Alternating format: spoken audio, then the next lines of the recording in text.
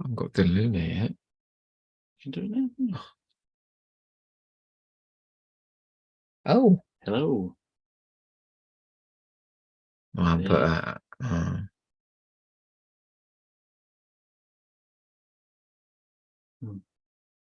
What is there?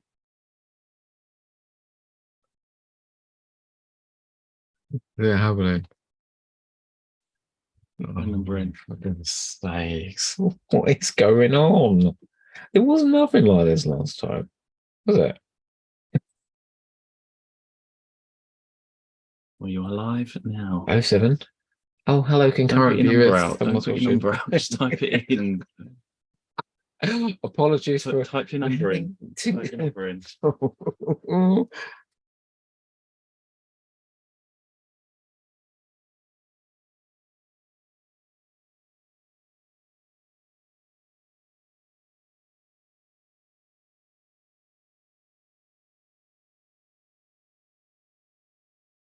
Right.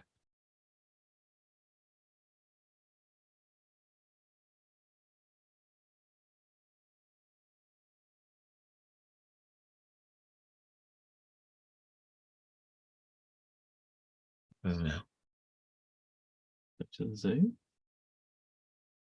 Got it. There you go. Right now.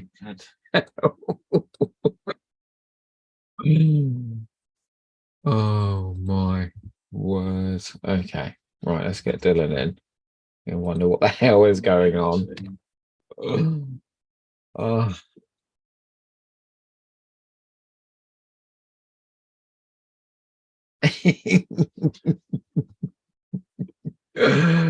Okay. Oh yeah. Hey, what's the link? It'll be just do the. Oh, it's up there, isn't it? Hold on, I'll send it to you.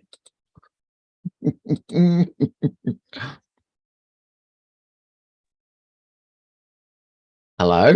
Hello. That was the most long-winded thing I've ever been through in my life. Wow. What about your divorce?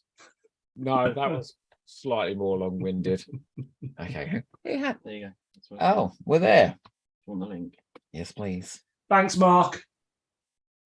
Yeah. What about the comments? Where are they now? I'm getting a real insight into your relationship, Mark. Mark, sort everything out. If everything's not okay, blink twice and I'll send help. There you go. There's a chat. Okay. Jesus Christ, this is so complicated. Okay, Dylan, I'm going to send out the link any second now, all right? How exciting. It's not. I'm terrified now. Oh, dear. It seems to be behind, though, you know? It seems to... What is? The live stream. It does seem to be behind. It's got a little behind. Yeah, hang on a second. Okay. There's a delay. Oh, okay. Thank you. Thank you, technical support. There's a delay just in case we say anything too controversial. Okay, let me put this out. Like last time, I clicked a button and it just started live streaming. And it was that simple. Mark, he's trying to sabotage your podcast.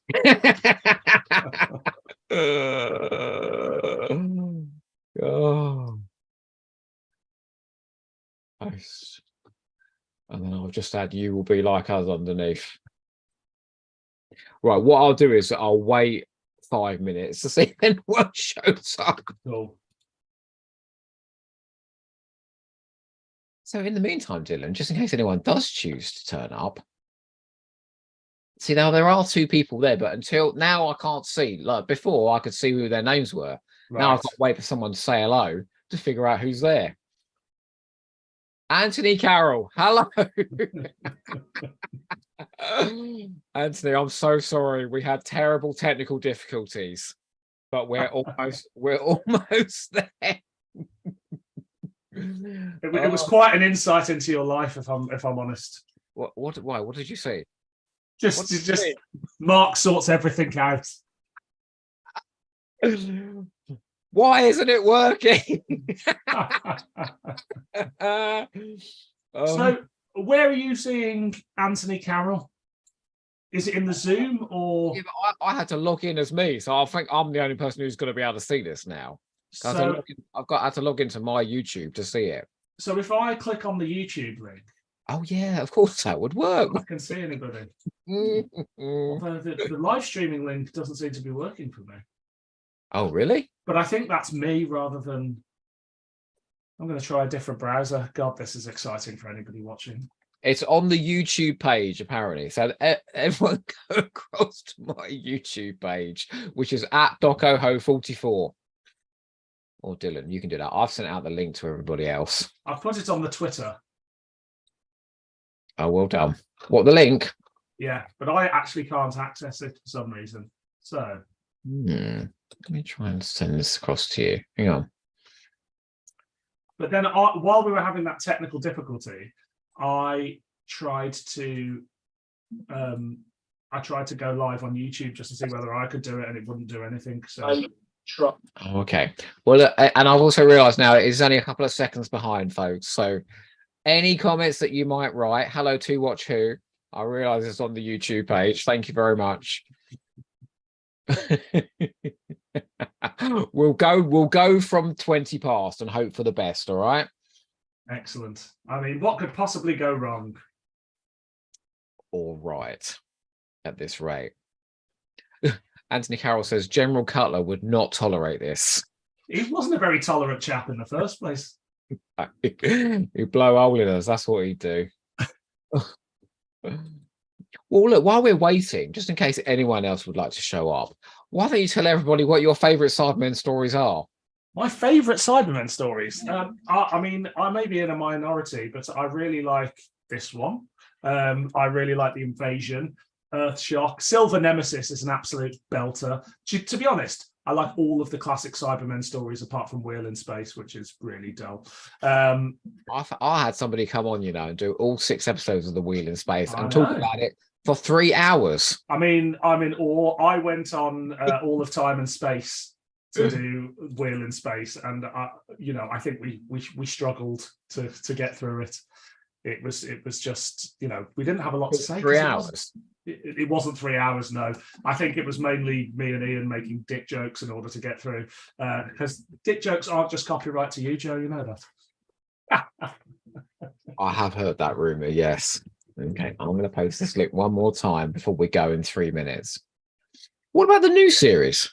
I mean, I'm always happy to see the Cybermen. I mean, World Enough and Time is a belter. I've always liked. I do like Age of Steel and Rise of the Cybermen. I know that's not very popular, a popular thought, but I've always rather enjoyed it. Nightmare in Silver, not so much. I'm just happy to see the Silver Cybermen. is terrible. The Cybermen are my favourite Doctor Who monsters, like by some distance. So, I like anytime I see them, even a cameo. So, Joe, I cannot watch us live. So you're going to have to do all the questions, unfortunately. Don't you worry. All I get is when I click on the link, I just get a blank thing going, something went wrong, which is good to know, because if I ever want to do my own Too Hot for TV live, I now know that I'll have even more. You ain't going to do it like this. I'm going to send you another link and see if this works. All right. This is very engaging stuff for everybody out there. Well, look, I said we're going to start at 20 past. Okay. That can be the holding music. Did that work? Joker BC 67. Hello and welcome to Chaos. Oh yes, there we are live. There's 5 people in there with us now, so the people are watching us. Dylan, do not say anything inflammatory. I can't guarantee that won't happen. Yeah, we got loads of people. Oh, we've got Joe in Northern California. Hello, Joe. Amazing. Oh, Nathan's here. Hello, Nathan. Hi, Nathan. We don't want no inflammatory comments from you, Nathan, all right? If someone's got a controversial opinion, it's going to be Nathan. Be entertaining, he says. Can't guarantee it. Can't guarantee it. Hey, it's really weird watching myself slightly behind time on YouTube. I think I'm having an existential crisis. The trouble I'm gonna have now is I need to try and watch it and watch this. Oh, Mark Donaldson's here. Look at him. I thought On the Time Lash Live was chaotic. You cheeky git. There we go. So Joe, I think we look more handsome on the Zoom than we do on the YouTube, unfortunately. Like, I wouldn't fuck us on the live stream, but on this Zoom, we look really hot. Everybody, we're gonna start this recording in about 3 minutes time. Okay, I'm just gonna give anyone else time to jump in. Mark, we were just saying about how sexy your voice was just before you popped up there, Oh, apparently we both look stunning on the live stream. Oh, you should see the Zoom. We've got our clothes off. Okay, let me get this fired up and ready to go. Look, we're not professionals, we're amateurs, okay? Speak for yourself. Oh, sorry. No. Have you ever done one of these before? Absolutely not, and I would cock it up worse than you had. I went on YouTube and I tried to go live and it just literally went blank. It's like, I don't even have the ability to go live. More importantly, do you have the story ready to go? Yes, I do. I've had it lined up since about 11:30 this morning. My DVD player has been poised to play episode 1 of The 10th Planet for hours. Oh, now. Daniel Rawnsley's here. Lovely Daniel Rawnsley. It's the Cybermen interfering with the broadcast. It's all their fault. Mark Donaldson says Dylan has now been fired from GB News. I'll take that. And look, I'm just going to practice kissing Ben. Over.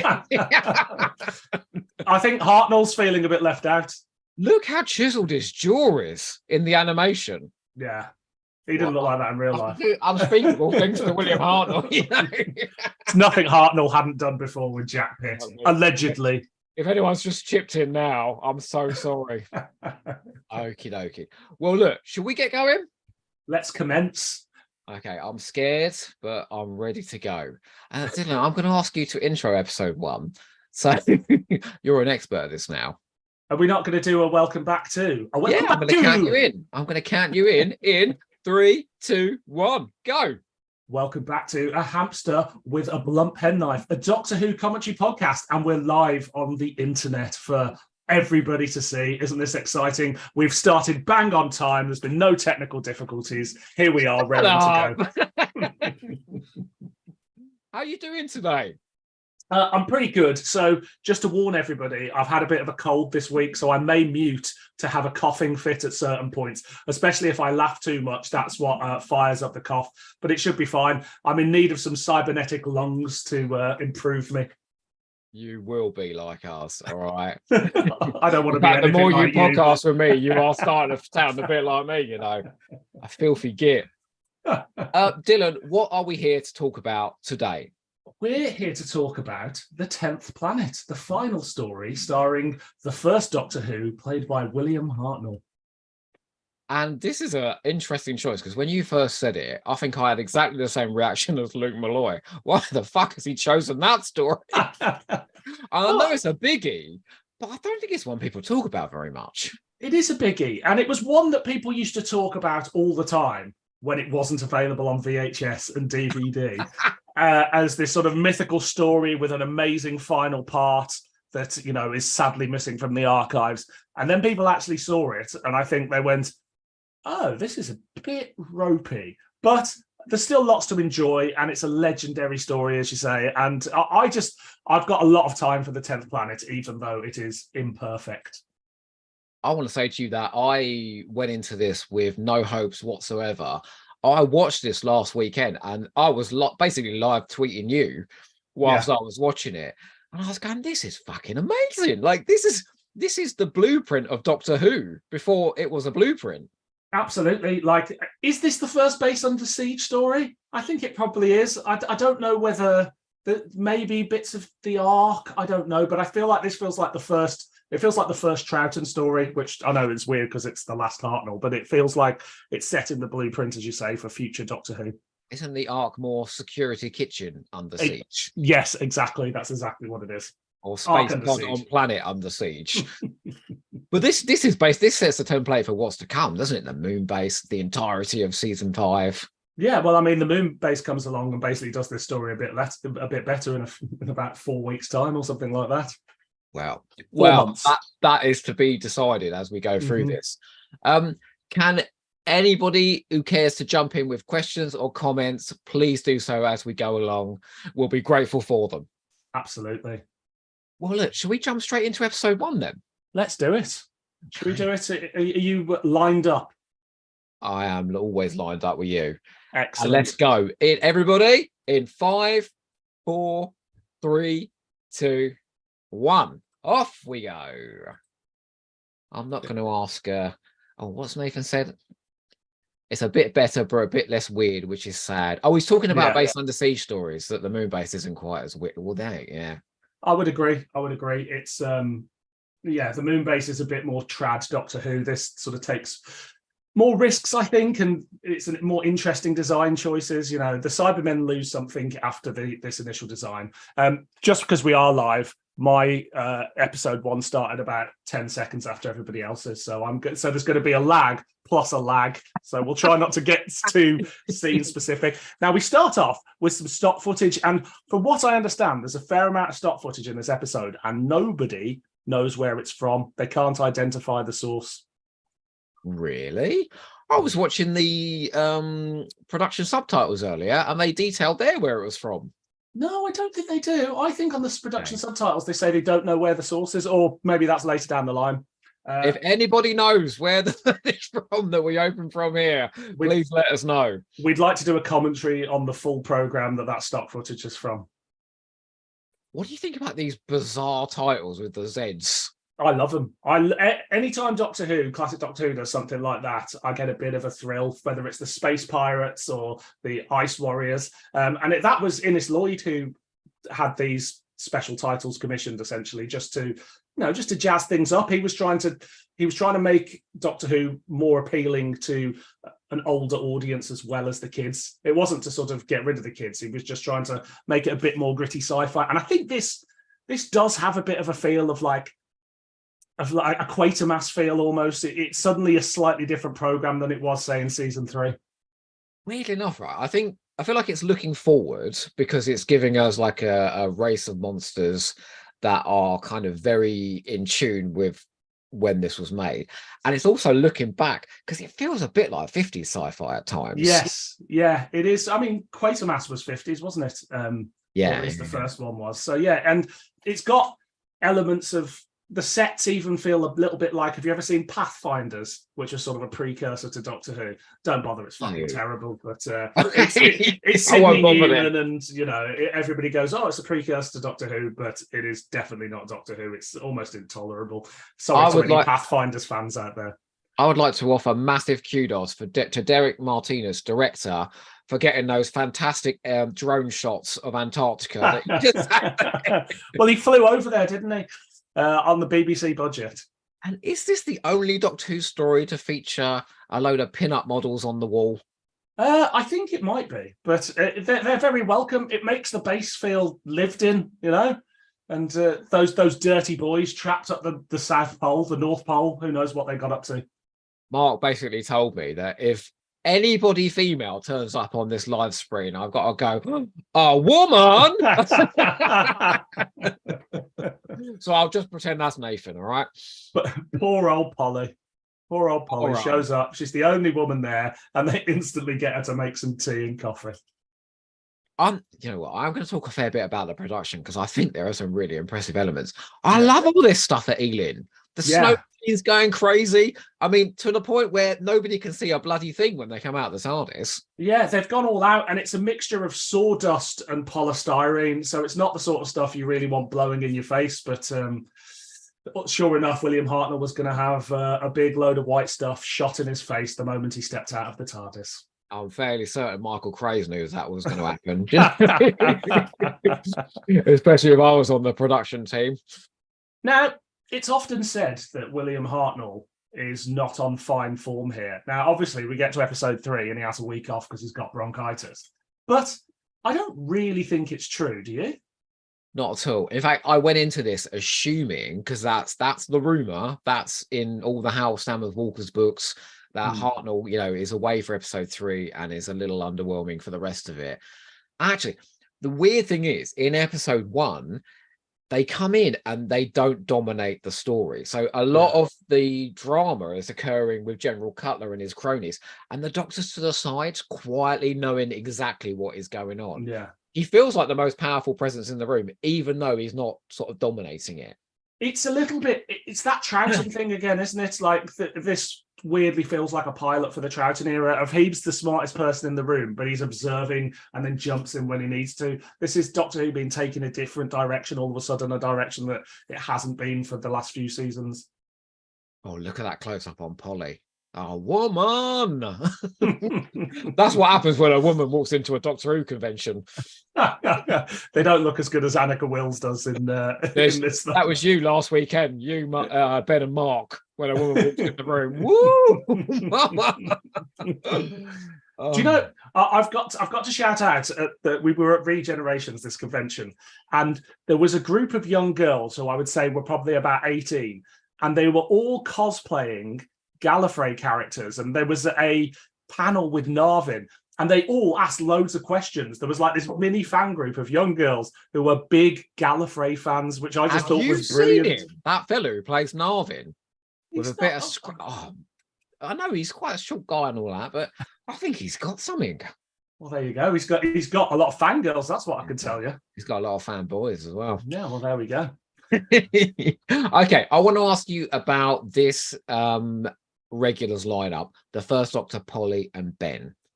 Oh, I could do a bit more of them. Like Ben and Polly, I don't feel are properly served in Doctor Who because they're brilliant. They're a brilliant addition. And then Jamie comes along and it's all about Jamie.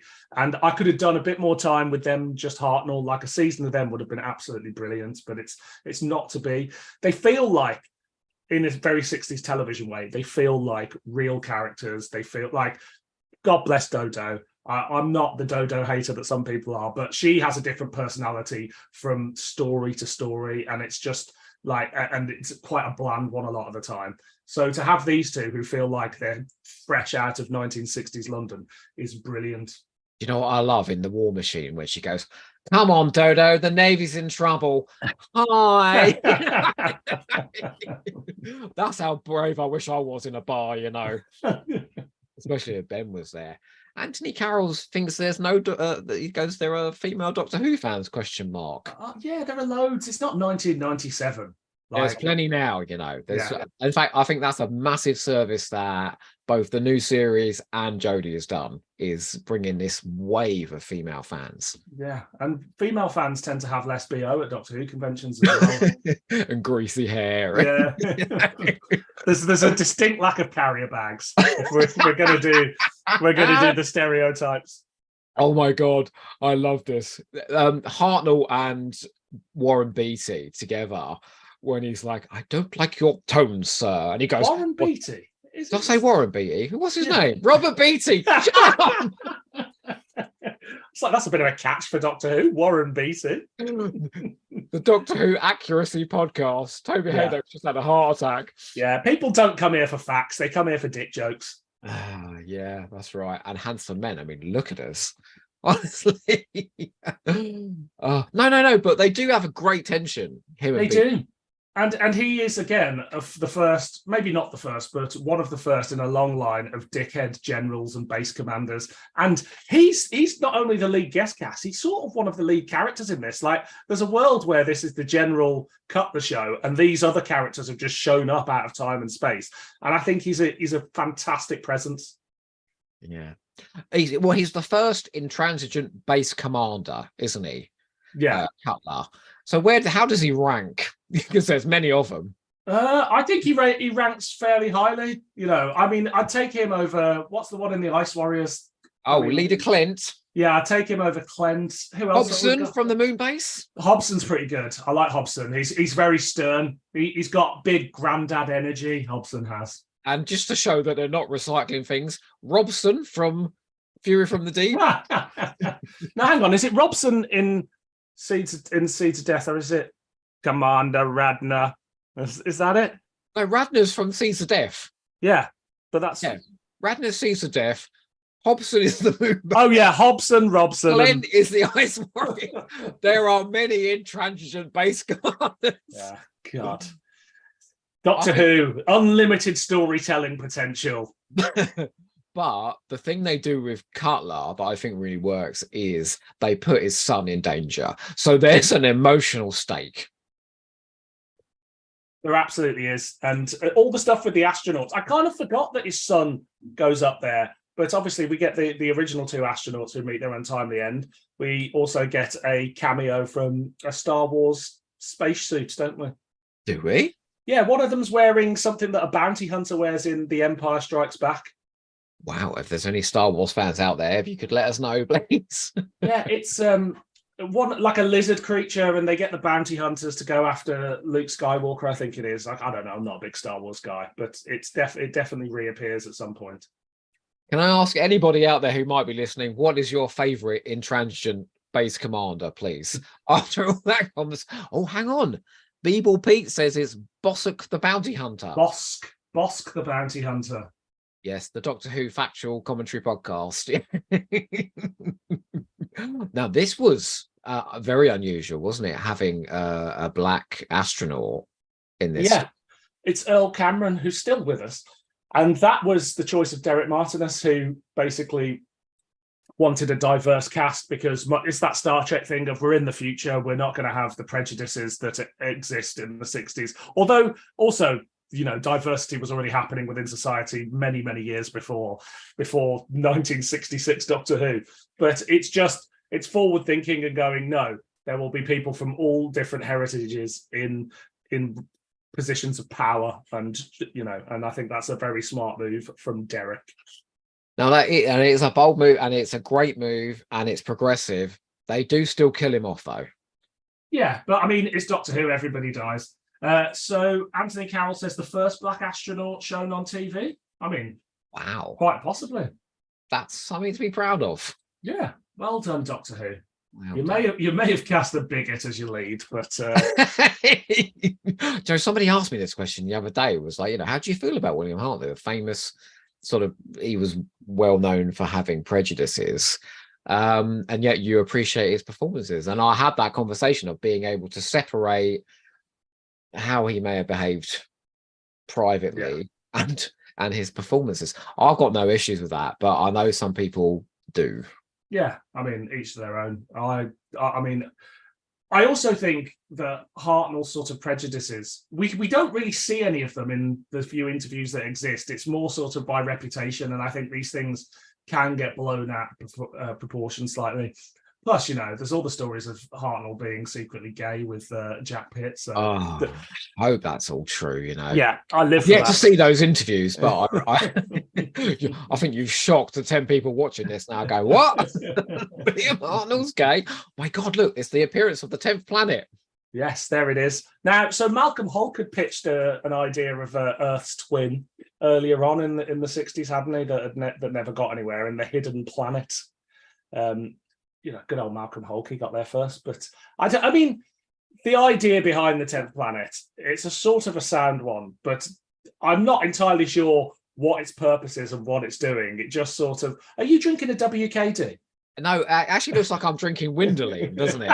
It's like a blue fizzy drink with no sugar. Right, I see. I'm saying it's suitably WKD. exotic and cyber-esque. It does look like it's from the future. Thank you. Somebody says, I think Nichelle Nicholas was the first, but on UK telly, I think he was. Oh, that was Mark Donaldson. Now, I didn't realise Nichelle Nichols was actually called Nichelle. I always thought it was Michelle until the day she died when they announced it. I was like, is her name Nichelle? It was. And hang on, she wasn't an actual astronaut, right? He's talking about Uhura. I mean, yeah, she was in space, but she was a space receptionist. Yeah. Hello. My meaty role here on Star Trek Captain, we're receiving a signal. Bless her. When they did Galaxy Quest and they brought in Sigourney Weaver, and her whole role was to repeat the exposition that the computer's already said. She's like, I've got one role to do in this thing, and I'm going to damn well do it. That's basically Uhura in Star Trek. It is, and she was going to quit after season 1, I think it was, and she ran into Martin Luther King, who said, "We love seeing you on TV. It means a lot to us," and so she stuck around.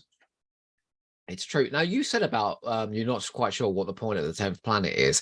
I mean, it's good clickbait is what it is. Yeah, Is they can advertise in the paper that the 10th planet is the latest Doctor Who story. Earth's twin planet is coming along with a race of ruthless robots on it, and everyone's going to turn up. And actually, this did have a massive rating swing, because you go back a couple of stories, they were hovering around 4 to 5 million. The end of this story, they're back up nearly to 8 again. Yeah, So word of mouth got around about this story. Well, people like the Cybermen, they knew that Hartnell was leaving, and who doesn't love watching Cybermen suck us dry? Nathan possibly has informed us that people don't say space restaurant, space champagne, and space receptionist. Well, they should. They should. They should be doing Termination scripts. Exactly. Oh, dear. Right. What's occurring? I've totally lost the plot here. I mean, there isn't a huge amount of plot, but essentially the astronaut. So this planet drains energy from Earth, from the spacecraft, and from people as well. Is that right? Yeah, it basically sucks all the energy. Now, I've known Doctor Who fans that can do this, and I don't mean in a sexual way. They can suck the energy out of a room.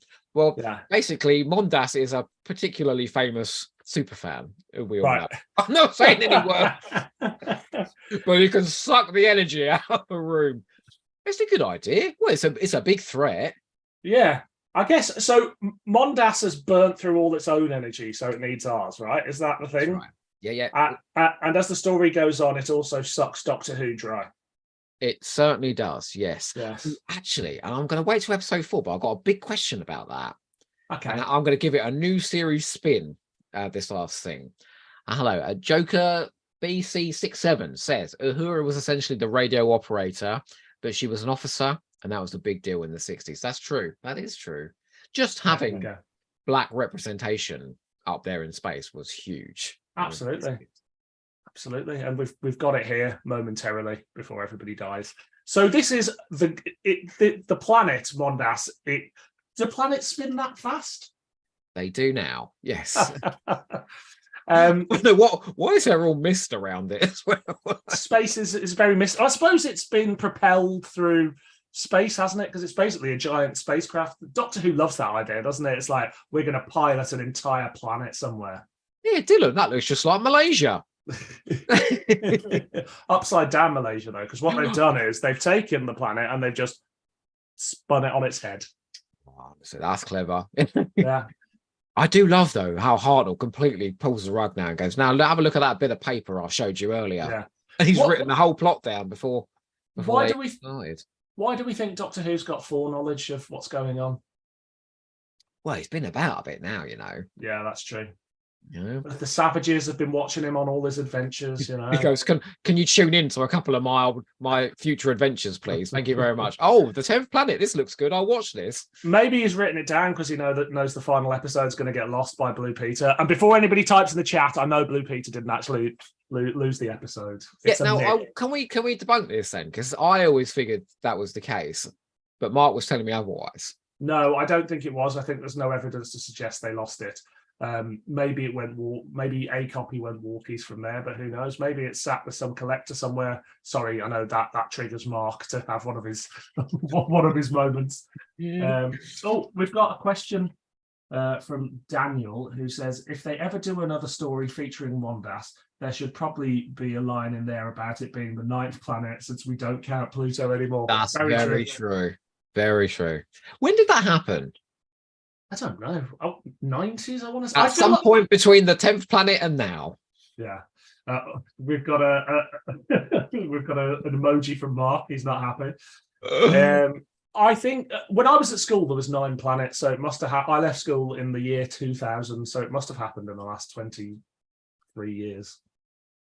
I just want to say what's going on the screen right now. So we're heading across to, I'm not sure, he's like the president of the Earth or something like that. He's got his little talkie phone, but he's surrounded by sort of mixed races. Yeah. And we're kind of doing what Rusty Davies would do later on when he brought the show back in 2005. And he's making it international. Yeah. And we don't really touch on that again after this, really, do we? No, we don't. And it just makes it feel like a more global threat.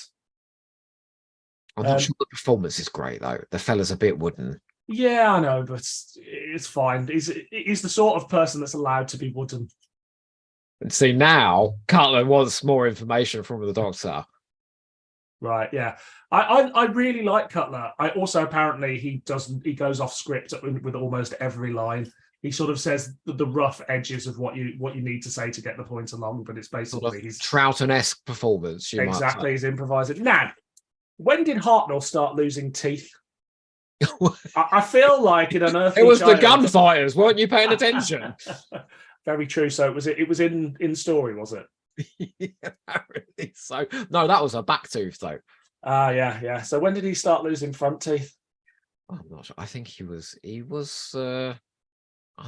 a very well man at this point, was he? The thing is, losing your teeth used to be quite a big deal in the respect that people actually wanted it to get it. I remember my granddad pulling out his last tooth because he was very excited that he could finally get his false teeth, and that all my grandparents back in the day had false teeth because their teeth had come out. My nan used to tell me about when they tied a string around it and put it on a doorknob and then slam the door. Yeah, no, I cannot think of anything worse. My nan did that to me with my when I was losing my baby teeth. Traumatized from such a young age. Oh look, what's this model spaceship arriving? I think the model works really good. It's very good, and in fact, I love the way because they've got layers in Ealing, they can come up out of the floor as well. This whole sequence, actually, I think is very memorable. It's brilliant. Now, when I was a kid, this was like one of the few bits of 10th Planet you could see. It was used on Cybermen the early years, the VHS, and I was a strange kid, but I was obsessed with the 10th Planet because I couldn't see it. It wasn't available to me anywhere. I just needed to see it. Those cyber designs and everything I just thought were brilliant. And I used to mimic the Cybermen voices. Now, I used to have a thing called an echo mic when I was a kid. And it was this huge mic where you could do the cyber voices. And it looked a lot like this, but it was... I've got something in the bedroom just like that. You know? I bet you have. But it was a lot bigger. So I bought this one hoping I could do cyber voices with it. But the echo's shit, so you don't really get anything out of it. But as a kid, I would do that impression constantly with the echo mic and go, they will not return. But I don't really get any echo out of this at all. So I spent £3 on this, Joe. £3.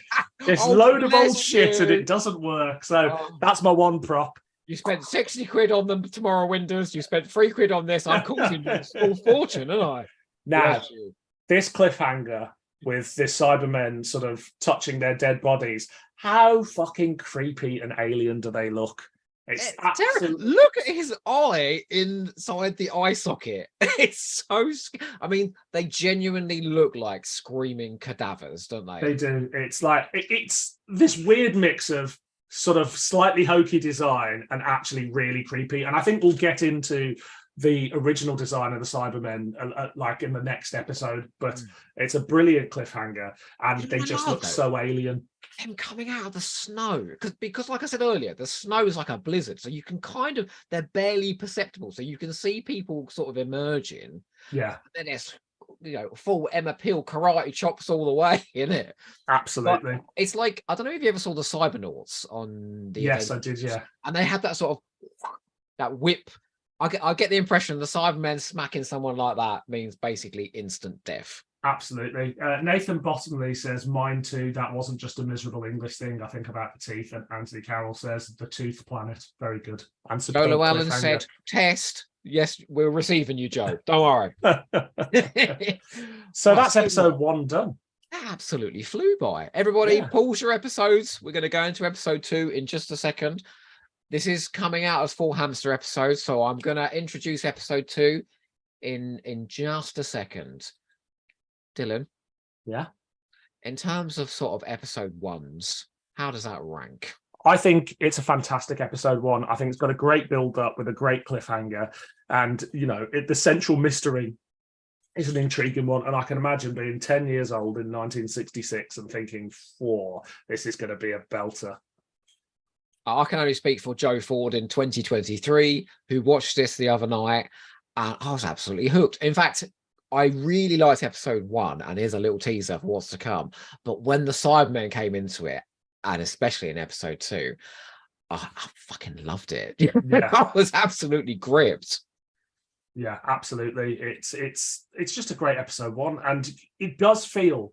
I know it's very easy to sort of say this in hindsight, but it does feel a little bit like something a little different's happening here. It does feel like the end of an era. Well, okay, folks, we're going to go into episode 2. If you're all ready, Dylan, are you ready? I was born ready. I know this. Well, then I'm going to start episode 2 with welcome back to A Hamster with a Blunt Penknife, the Doctor Who commentary podcast. Dylan, episode Yes. 2 of the 10th Planet. I'm very excited. Here we are, streaming live to the nation. They're all poised to hear what we think of episode 2. Well, why don't you count us in then? Come on. Okay, let's press play in 5, 4, 3, 2, 1. Off we go. Right, we should all be in sync this time. Yes, I'm very much in sync. I'd like to ask you lovely people out there, what do you think of the Mondasian Cybermen? A design which only managed to reach 3 stories. This, Spare Parts, and World Enough and Time and the Doctor Falls. I think. Is that it? No, they show up in what's the one with Mary Shelley that is a Big Finish one? Of course. God damn it, I can't remember the name of it. Now, Silver Turk. Silver Turk. Now, I would. Oh, actually, you're talking bollocks, Joe. They're in Big Finish all the time now. Didn't the Ninth Doctor just meet them? They did, and they're in loads of comics in the 60s. A factual Doctor Who podcast. Regardless of how many stories they were in, what do you think of them? I mean, I love them. I think they're a brilliant design. Now, originally, and this leads into something that looks a bit silly in a minute, they were supposed to be sort of beautiful, people with angular jaws with like tight-fitting sort of lycra bodysuits and like a metal plate on their head. So they weren't quite as computerized. Now, that is why in a minute you see them walking wearing the soldiers' Parker jackets and they look ridiculous because, of course, as that design, that would have worked. But instead, you suddenly go, nobody turns around and goes, why has he suddenly got a massive head? I mean, do you know what? Like, just take the lamp off and that would still kind of work, the Parkers. But because the lamps are so high, when they put those on, they look so silly. Yeah. Anthony Carroll says, I think they were meant to be gloved. They were meant to be gloved, but Sandra Reed forgot to source the gloves, basically. So they ended up with just their normal hands. Okay. To Watch Who, a Doctor Who podcast, says NNNNN XXXXX. Yes, thank you for that.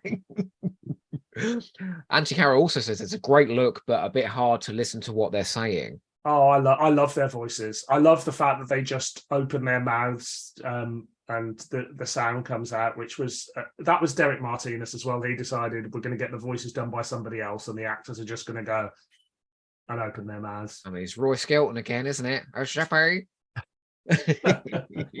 Oh, Daniel Rawnsley is asking, do Cybermen and cold weather just go well together?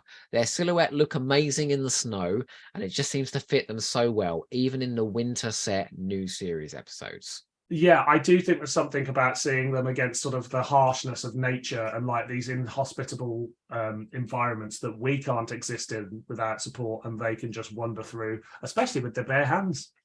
Yeah. I mean, in the next Doctor, remember when they come through the graveyard in the snow as well? Yeah. They're tapping into this. And in A World Enough and Time, the Doctor Falls, isn't there a sequence of them walking through and there's sort of ash flying about that sort of spaceship? Yeah, I think there is. I have to say that I do like the fact that they brought the design back in World Enough and Time, but it bothers me that it's not as accurate, like it's missing the sort of wiring and the polythene overall bit to it that just makes it a bit more alien. I think they should have gone harder on the accuracy. Were they a little bit embarrassed, do you think? I don't know, because have you seen the original designs where they weren't going to go full Mondasian and they were going to be a bit more body horror? Yeah. I think they look cool. I don't know whether I find it hard to be objective. I don't know whether those designs work on television in 2017 or whatever it was. You remember what you said about them just opening their mouths? Yeah, I mean, it looks like somebody screaming. That's what's Yeah. scary about that.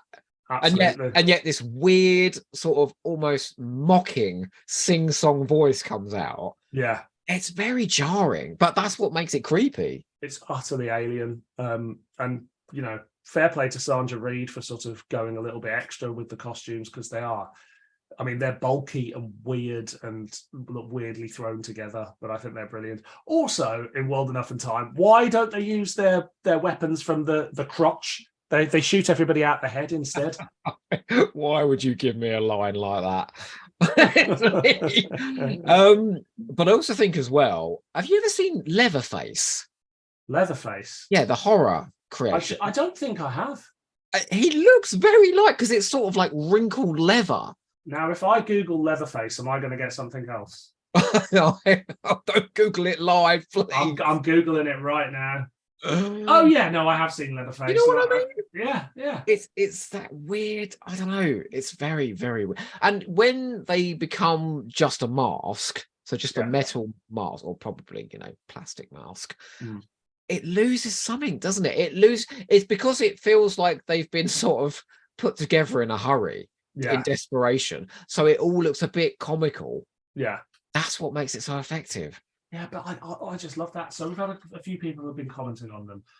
Beeble Pete says, the less they move, the more it strikes me their corpse is creepy. Then suddenly it's a moving car boot sale. Joe Llewellyn says the head looks really creepy, but the oversized chest pieces look awkward. I mean, they were awkward, weren't they? Nobody in those costumes could actually sit down. Daniel Rulsey says the Cybermen give great head. They do. I mean, noted, Daniel. Noted. Yeah. They were the first Doctor Who monsters to have DSLs, as the kids call them. What is that? Dick sucking lips. How did I not know that? I'm speechless, frankly. How dare you come onto this podcast and lower the tone? I'm sorry. I should leave, shouldn't I? Please. Please don't, please. So again, as a kid, this whole thing of there was just these little clips you got. Like there was one in the making of Silver Nemesis. There was of them walking through the snow. There was and also this scene on the Cybermen, the early years VHS, where they go, they will not return, and they're instantly mimicable. But I was obsessed, like anything I could find about these particular Cybermen. So I had the Cyberman book by David Banks, which they appear in. I read the Target novelization a couple of times, and I was just obsessed with these Cybermen and seeing this story. And it was a long time before I actually saw it. Well, if you were obsessed then, and you've studied this in a little bit of depth, can you please tell me what that Cyberman says when he just points and goes, "Trigger"? I think he's saying, or about to say, triggers at aim or triggers at ready or something like that. It's a very strange moment, It is. Very strange. I love Polly in this scene. Now, Annika Wills, who's not short of an opinion or two, says on several documentaries how Kit Pedler and Jerry Davis always wanted to write her up. So they didn't just want her to play the little woman. So she's the one that goes at the Cybermen and says, "Don't you care?" But it's really driving the point home that they've got no emotion. And they go, "Care? Why should I care? There are people die all over your planet." That's what they do. I don't know who you sound like. Was that nearly racist? You know who you sound like? You sound like Reece Shearsmith when he goes, "Oh, I hadn't thought of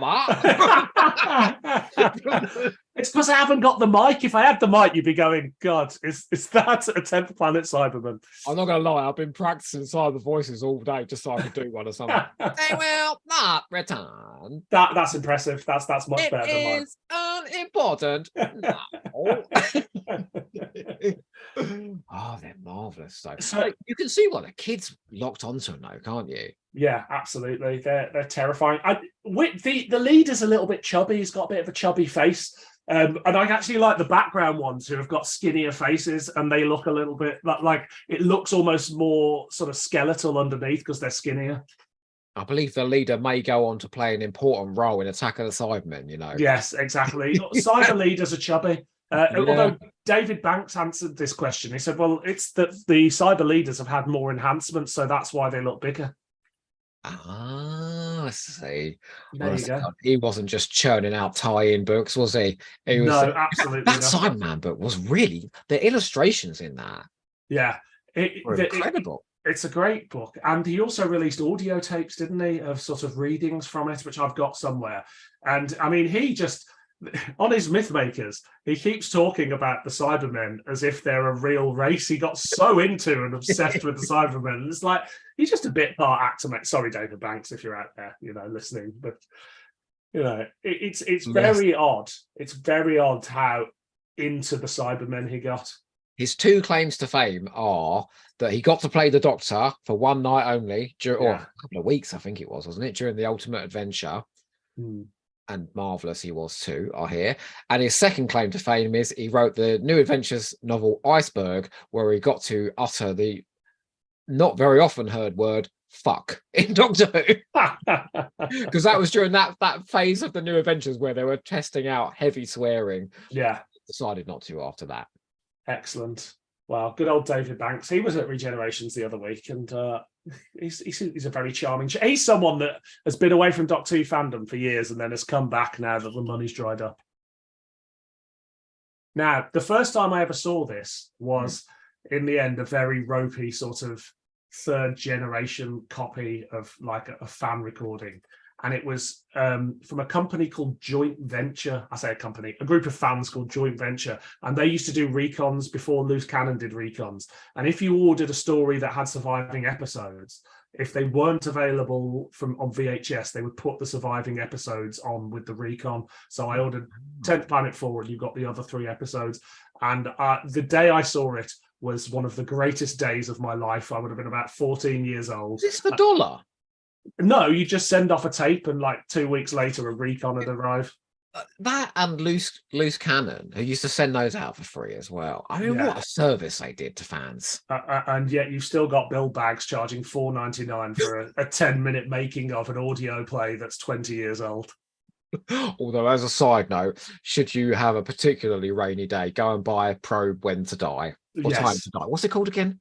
When to Die. Time to Die is James Bond. It's very important you don't mix those two up. But, no, wait, watch them back to back. The two of them. When to Die and Time to Die. You'll see exactly the same production values in both. I would advise alcohol to be consumed before and during watching Probe When to Die.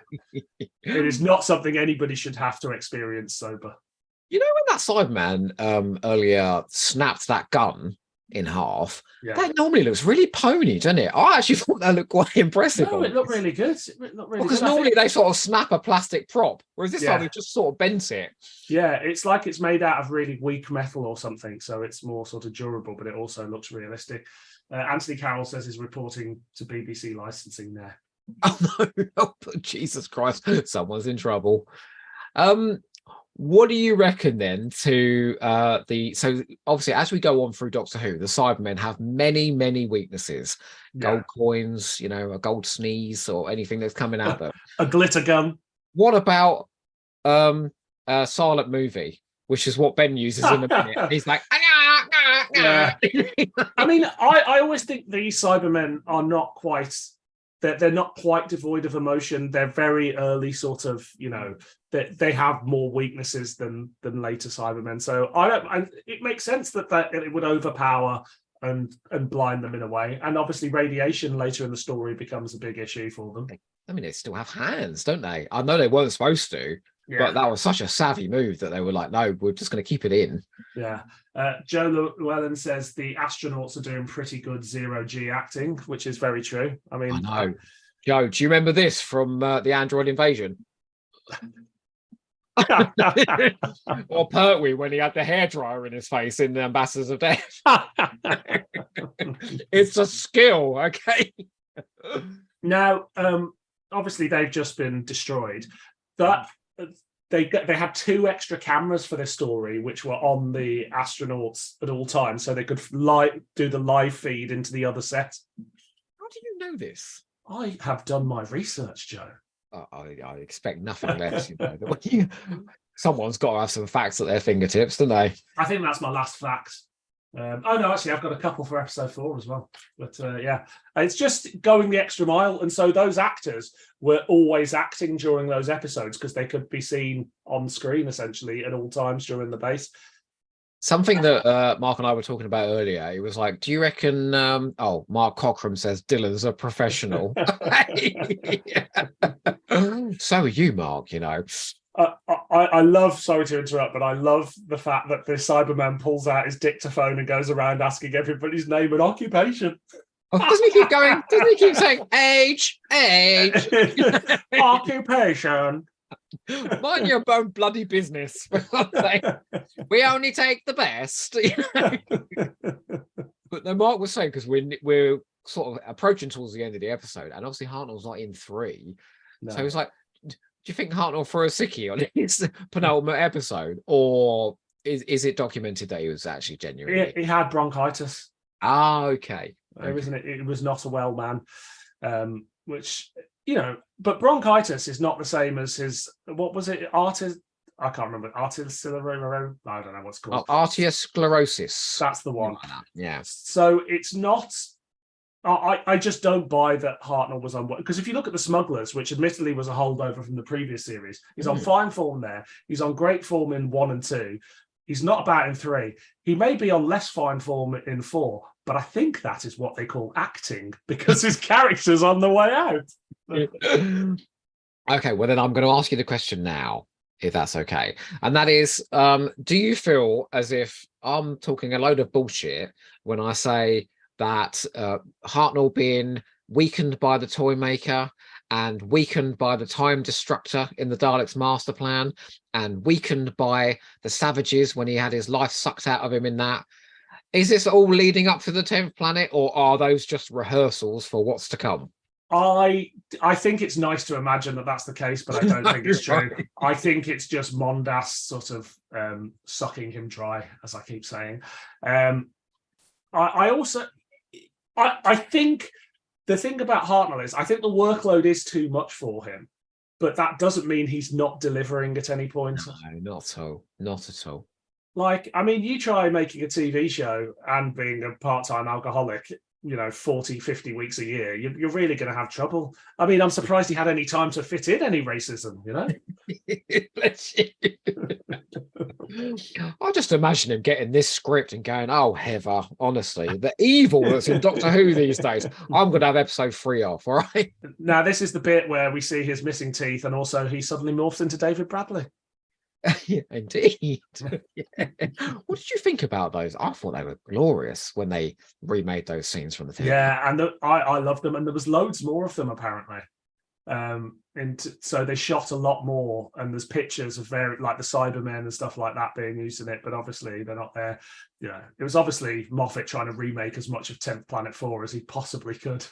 He should have just done the whole thing while he had the money. Russell, you got that Mickey Mouse money now. We want entire classic Doctor Who stories remade. We've got a few more comments here. Dan Knight, hello Daniel.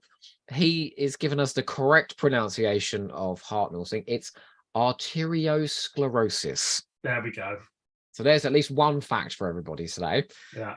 Mark Cockram says Troughton was shagged out by the end. I know he was. Did you see how many wives he had? No, but he didn't have Hartnell's health problems. And it's true. It was a punishing schedule. You've also missed out your boyfriend to watch who, Mark, who says Hartnell master plan. Very good. What does he mean? Well, what we were just talking about of the you know, being the time destructor and all that jazz. Ah, okay. It's very good. Given I did just miss him out, I'll say his next comment. Give Hartnell a month off, and I'm sure he could have carried on. Yeah, I think you probably if they were doing sort of 30 episodes a year and he had time off, I got no doubt he could have done a few more years. And Joe Llewellyn says they need to release all the footage from Twice Upon a Time. Twice Upon a Time, which the original edit was apparently 90 minutes long. And how long was the episode? An hour. So there's 30 minutes of it's just 10 planet footage, isn't it? Daniel Rawnsley says, love, pride, hate, fear. Have you no emotions, sir? It's such a great moment from Hartnell. Absolutely. Yes. On fine form till the bitter end. Now, There was a minor sort of controversy recently online because the BBC uploaded the regeneration of the first Doctor, and it was from Twice Upon a Time. But that didn't really bother me because in Twice Upon a Time, it still then fades back to the original regeneration scene. So basically, I don't know what Doctor Who fans are bitching about, but What was the controversy about? Because they didn't do the original. yeah, because so they didn't use a bit of the animation, or they didn't use the cine footage that led up, because we've got that cine footage that's sort of poor quality of the TARDIS losing its shit. Instead, they go Bradley, and then for the regeneration, it goes back to Hartnell and then to Troughton, which I think it's probably the best way to present it. It's the same argument I'll choose when I talk about the Timeless Children. Like it didn't rewrite anything, and the original footage is all still there and untouched. Yeah, exactly. Doctor Who fans just need something to whinge about, though, don't they? Oh, yeah, I've been taking a little bit of a break through most of the day off of Twitter recently because there's been spats all over the place. It's been, very unpleasant. Daniel Knight says, do you think Annika Wills is too harsh on Hartnell when she talks about him? That's a great point. I do, yes. Yeah, I do as well. I think, Annika Wills is very opinionated, and I don't know Annika. I don't know anything about her, but she comes across as somebody who likes to court a bit of controversy and, make a fuss over things. So, yes, I do think so. Now, not to say that if he was a bigot, he shouldn't be pulled up for that behaviour. No, not. But Maureen O'Brien talks about him in the latest Blu-ray, and she says, I know he was a racist. I know he was homophobic. He had massive flaws. He was also a very kind, gentle man when he wanted to be, and a creative and a perfectionist. And so she gives a far more sort of balanced views. Annika always just goes, oh, well, we wanted Hartnell gone and we wanted Troughton in. It feels very sort of unbalanced. I also think sort of retrospectively, it's very easier for her to go, those sort of 12 weeks she spent with Hartnell were pretty uncomfortable. But that was 12 weeks out of the guy's entire life. And he was reportedly unwell, so perhaps he wasn't in the best of moods, and he just like all his mates had left by this point. It feels like Peter Purvis was probably his last sort of great friend on the series that left, and then he was just left with a bunch of newbies. I think it's worth noting that Sarah Sutton had a not altogether great time with Tom Baker in the last two stories of season 18. Yeah. And very subtly just says, I didn't enjoy that time, and then moves on. Yeah. Whereas Annika Wills is like, I might sell another copy of my book. Yeah, but I mean, Sarah Sutton doesn't really have opinions on anything. I find her so dull. I'm sorry, Sarah Sutton, if you're listening. She's not listening. But there's that. I watched that bloody, what was that thing on the season 20 box set of them traveling to Germany? And I thought it was the dullest extra they've ever put together. I loved it. What are you talking about? I had to fast forward it by the end. They should have done more scripted. Mark Donald sort of on the time last said in our little group chat, he said they should have done more scripted stuff, and I think that's right. But I was so bored by it. Nothing to do with the 10th Planet. The reason I liked it though was because Janet Fielding is on. Every time you see her at a convention and all these things, she's always on. She cannot be on for that sustained period of time. I feel that's the one time we got to see her off. Yeah. And just, Mark Cockram loved it too. Thank you, Mark. There we go. And To Watch Who said, of course she is, referring to Annika Wills being too hard on Hartnell. I mean, each of their own. Daisy, my partner, was sat in the room sort of on her phone watching, and she loves shows like that, and she was like, this is far too long and boring, and this is usually my cup of tea. She likes cruising with Jane McDonald. Fair enough. We've never been cruising together. I won't tell you what we watch when we ain't watching Doctor Who. You don't want to know. I do want to know. I've got a cliffhanger comparison question for you that I've just thought up. Hit me. Well, this ends with them going, my God, it's a fleet of cyber spaceships. And then you get to see the sort of, the graphic of the radar, screen, And then at the end of Silver Nemesis episode 2, it's like, of course, they're shrouded. Cyber warships, thousands of them. They're invisible. And then you get to see all of the fabulous egg boxes hanging in space. Yeah. Well, which is better? I love an egg box in space, if I'm honest. Anthony Carroll says, next debate, Z-bomb or Z-bomb? Oh, well, we'll save it for episode 3. Oh, how exciting. So I'm assuming you're going for the Silver Nemesis one then? What? The Silver Nemesis all the way. Also, I think those models look great in Silver Nemesis. What are you talking about? What is wrong with you? I had my eggs out of one of those this morning. Well, look, would you care to intro episode 3? We can get going with the next episode. Absolutely. So, welcome back to A Hamster with a Blunt Penknife, a Doctor Who commentary podcast. We are once again live talking all things 10th Planet. You know, I love the fact that people get a little hint now, an insight into what it's like to record one of these things and have to introduce the episode 4 times in the same Zoom call. Yeah. Tedious, isn't it, Dylan? Have you done the War Games yet? Have you had to introduce that 10 times? Not yet, no. Should we do the War Games live? Oh my God. No one's got the patience to stick with us for 5 hours, I don't think. Back to back with all 14 episodes of Trial of the Time Lord, and then the 25 hours of studio footage that's on the season 24 box set. We just do them all the way through. What's that all about? I want to ask anyone who's there on the thread, do you watch that studio footage? That you know, like the 70 hours of studio footage that was on the season 24 box set. I can't do it. I have to fast forward. Yeah, it's a difficult wank. But sometimes just on that, sometimes if I'm working at home, I will put the studio footage on just in the background. And you're right, it is dull, but it's quite nice every now and then to sort of peek over and go, oh, look, there's Sylvester McCoy hanging from a thing, having a chat to a director or something. It's worth it for that wonderful moment where Kate O'Mara's under an umbrella in the rain in that quarry in Time and Arani, and she turns around and she goes, oh, well, this ain't like Dynasty, is it? In fact, you know what? I would kill for studio footage of Hartnell's time. Yeah, not to be, unfortunately, though, is it? All we've got is him going, I'm a legitimate actor of the screen and stage, don't you know? Do you know what? Let's get into Puss in Boots in a minute. But Mark Cockram also says nope, he doesn't watch them either. Of course he doesn't. Nobody does. I mean, if you're out there, I need to know what we're missing. Yeah. But probably not a lot, but you know. All the interesting bits ends up in the documentaries anyway, don't they? Yeah, but someone's got to go through all that footage to excise all of those bits and paste them into the documentaries. We do not deserve the restoration team. We salute you. Oh, Joe Llewellyn says, I tried watching it. My attention span could not deal. Yeah, we're the same. Well, look, I'm going to count us into the next episode, and then I've got a question for you. Go on. 5, 4, everybody, 3, 2, 1. So, Dylan, is it Z-bomb or Z-bomb? I think it's not enemy of the world. I think it's Underwater Menace style, and it's Z-bomb. Zaroff would liven this up no end, wouldn't he? It's both. It could be a Z-bomb or a Z-bomb. I think Z-bomb sounds better though. Is it just a Z because that makes it sound more science fiction-y? I think so, yeah. They love sort of harsh consonants in science fiction, don't they? Yeah. Now, so after Hartnell left the role, he had a couple more TV roles.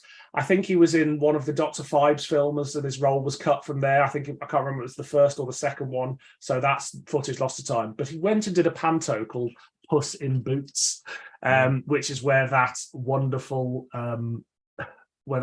interview comes where he says, I'm a legitimate actor. Now, about 7 or 8 years ago, I worked on a film with an elderly actress who was a young woman who was in that panto with Hartnell. And she told me all about his time. Like, we chatted for like 10 minutes, and she was just like, she said all the cliches of, you know, he was a cantankerous, miserable man, you know, hard drinker, not easy to get on with. And everybody was super excited about getting William Hartnell in it. And there was like an army of like model Daleks and stuff like that were a part of the production.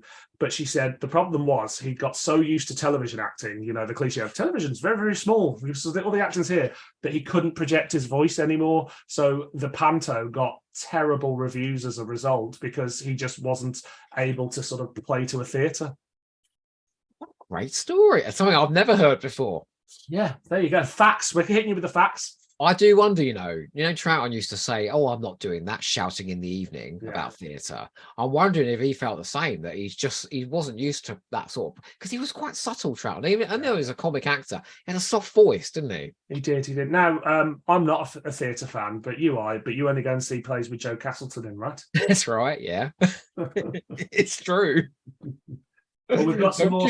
Don't you knock Joe Castleton. I've read your book, all right? I won't knock Joe Castleton. She's an icon. She's an icon in this household, that's for sure. Absolutely. Joe, if you want to come to Eastbourne for a fish supper, and that's not a euphemism, I'll buy you one. Now, we've got some more comments. So Joe Llewellyn says, I tried watching it. My attention span couldn't deal in regards to the footage. Mark Cockram said, I did watch the end of Legopolis, where I don't like to beckon, which is what Tom said. Oh, yeah. Actually, that's a great insight into how fucking miserable he was in those last couple of weeks. Absolutely. Nathan You didn't say it well enough, He goes, I don't want to beckon. Yes. There we go. Nathan Bottomley says, pulls out his what? And Mark Cockram says, didn't he play Cliff Richard's father in a TV thing? I think he did, yes. I think he did. But, go back and watch his performance in Brighton Rock. Go back and watch his performance in Carry On Sergeant. At his best, Hartnell was such a great actor. I think Hartnell is the only Doctor Who person to play the Doctor that I've not seen in anything else. I would suggest Brighton Rock. Okay, I'll give it a go. Oh, there's one as well with loads of men's bums out. I forget what it's called now. Mark, put it in the chat. You know it quite well. Is it This Sporting Life or something? That's the one. That? Yeah, and John Pertwee's in it as well. Oh yeah, there you go. There we go. This Sporting Life is good. It. Yeah, it's so weird that we're talking so much about Hartnell now when he's not in this episode. Well, no, but his presence is here. So most of his lines go to Barclay and Ben, I think. Is it Barclay? Barclay? Well, then here's my next question for you and for the listeners, and that is, do Ben and Polly fill the void left by William Hartnell? Can they sort of keep this story moving without him? I think they can do it for an episode, but when they were looking at different ways to carry on Doctor Who, I don't think it works with just Ben and Polly. I think there's a world where Stephen takes over the TARDIS for a few years and makes for a compelling lead, but Ben and Polly are very much fit the assistant role, I think. Yeah, I think because what ends up happening is Ben's crawling around, ventilation ducts, and Polly's locked in a room. So they're not really driving the story. A lot of it's taking place, like you said, amongst the base personnel. Yeah, absolutely. And it's a good enough story to carry on without him. Like, as we said, it's not perfect. There's a lot of logic holes in it, but there's a lot of logic holes in a lot of Doctor Who. So, but we're not here to pick those apart. Go listen to Flight through entirety if you want to have Doctor Who stories pulled apart that you love. In intelligent ways. In a very intelligent way. Yes. Well, I do love. Much more articulate and intelligent than I could ever be. Oh, but not as handsome. Come on now. What I do like is, and I'm going to mention his name again, it's that thing that Rusty Davies does. He remembers to add a personal and emotional element. And you get a lot of Cutler and his son stuff because he's talking to his son on the thing. It looks like his son's going to die. And then that informs how his cat. See, don't tell me I can't do intelligent discussion. It informs a lot of how he behaves now, because he goes up to Ben at one point when he's trying to sabotage the bomb and literally throws him like double over to a point where your back would probably be broken if it was real life. Yeah, absolutely. He behaves in like a psychotic way, but I think he's given a solid motive to behave that way. Absolutely. Anthony Carroll's just made a good point. Makes you think, if Hartnell had suddenly been ill for episode 4, what would have happened? I think they probably would have just had him knocked out on the floor and then just turned him over at the end. Yeah, I think Time and the Rani style. I wonder if they would have carried on. I think that's the episode that's weirdly easy to write him out of. And then maybe they would have done a film insert that they would have put in afterward, just like his final moments, because they wouldn't have delayed the record. Because how far away from transmission were they recording these? A week or two, something like that? Yeah. So I don't think they could have delayed it. I'm so glad that he's back for episode 4. Maybe just because it was such a big episode, maybe they would have done that. I don't know. Yeah. I mean, it's all what ifs, isn't it? Absolutely. It's a good speculation, though. Yeah, it is. James Allenby. Ah, here we go. Lovely Jim Allenby says, I read the Target novel a few weeks back, and even in the novelization, the Doctor's role is reduced. That surprised me. I thought they would have beefed it up a bit for the book. Yeah, no, that's a good point. Now they use the Cybermen's names in the book, don't they? Jengos Krang, yeah. Yeah, great names. Is it Krail? Krail's one of them, and what's the other one called? Come Somebody on, out there shouting. Jim, you've just read the book. Let us know the names of the Cybermen. I like my Cybermen names. Yeah, I quite like it as well. It's like you said earlier, this is like a blueprint for the Cybermen, but there's so many modifications after this. Absolutely. Mark Cockram says Jeff. Cheeky git, isn't he? Beeble Pete says, when Ben relates something the Doctor said out of necessity, just occurs to me that happens in real life, but almost never in shows, because what actors want that? Yeah, makes sense. Anthony Carroll is convinced one of the characters, Cybermen, is called Chibnall. Yes, I believe that might be the case. James Allenby's memory is bloody awful, and he says, let me go take a look. So Ben's now pondering, how am I going to get out of here? You know, what Doctor Who standby could possibly get me out of this cell? Oh, look, a ventilation shaft. Yeah, it's just what you need. I don't think it was a thing yet, though, you know. No, but isn't there a ventilation shaft that leads into the room with all the radiation as well? This just happens to lead to the bomb. By pure chance. Everybody in that bunk's going, why is my hair falling out? I feel really sick. It's like just radiation pouring through. Nobody can act narrating themselves, can they? He's going there, oh, they didn't make locks like that in 1960. Oh, no, wait a minute. I mean, do you do that in real life? Because I don't. Oh, yeah, I constantly narrate my life. I'm just going to take the bins out now. Oh, look, I'm walking down the stairs. I really, really fancy a wank. Oh, that was a really unsatisfying wank. Oh, I don't think those rain mags, you know, would protect them from radiation. It's the future. I mean, there's quite clearly gaps in the headgear, isn't there? And, you know, we've barely talked about the sets, but I want to say the set here on 2 levels, the set of the control room on several levels, yeah, it's quite impressive. For the time, it's very impressive. Oh, we've got names. It's Krail, Krang, Jarl, and Gurn. Gurn! I believe that's what John Pertwee does at most cliffhangers. Mark Cockram says, it seems insane to me that the gap between recording and transmission was so small. It's madness, isn't it? Imagine that today. You're a man of television. Imagine that today. Oh, no. Sometimes you shoot things like at least a year in advance. A lot of the time it's in post-production. Well, I shot something in May and June, and it has to be out for Christmas, and we were genuinely worried we wouldn't get it finished for Christmas, but we did. Now, having said that, on an episode of Too Hot for TV recently, I was doing my news at the time. It was October or September, I think, and they were recording Time of the Doctor to go out in December. So that's probably the quickest turnaround a new series Doctor Who story had. Even so, though, 2 weeks. 2 weeks is absolutely. But you know, it's worth saying that given the quality of what they produced, given that quick turnaround and how quickly it was made, and with zero fucking money, yeah. I mean, I feel a bit unfair that we scrutinize it the way we do. Yeah, but I mean, yeah, we scrutinize it because we love it, and we love pulling apart the things that we love.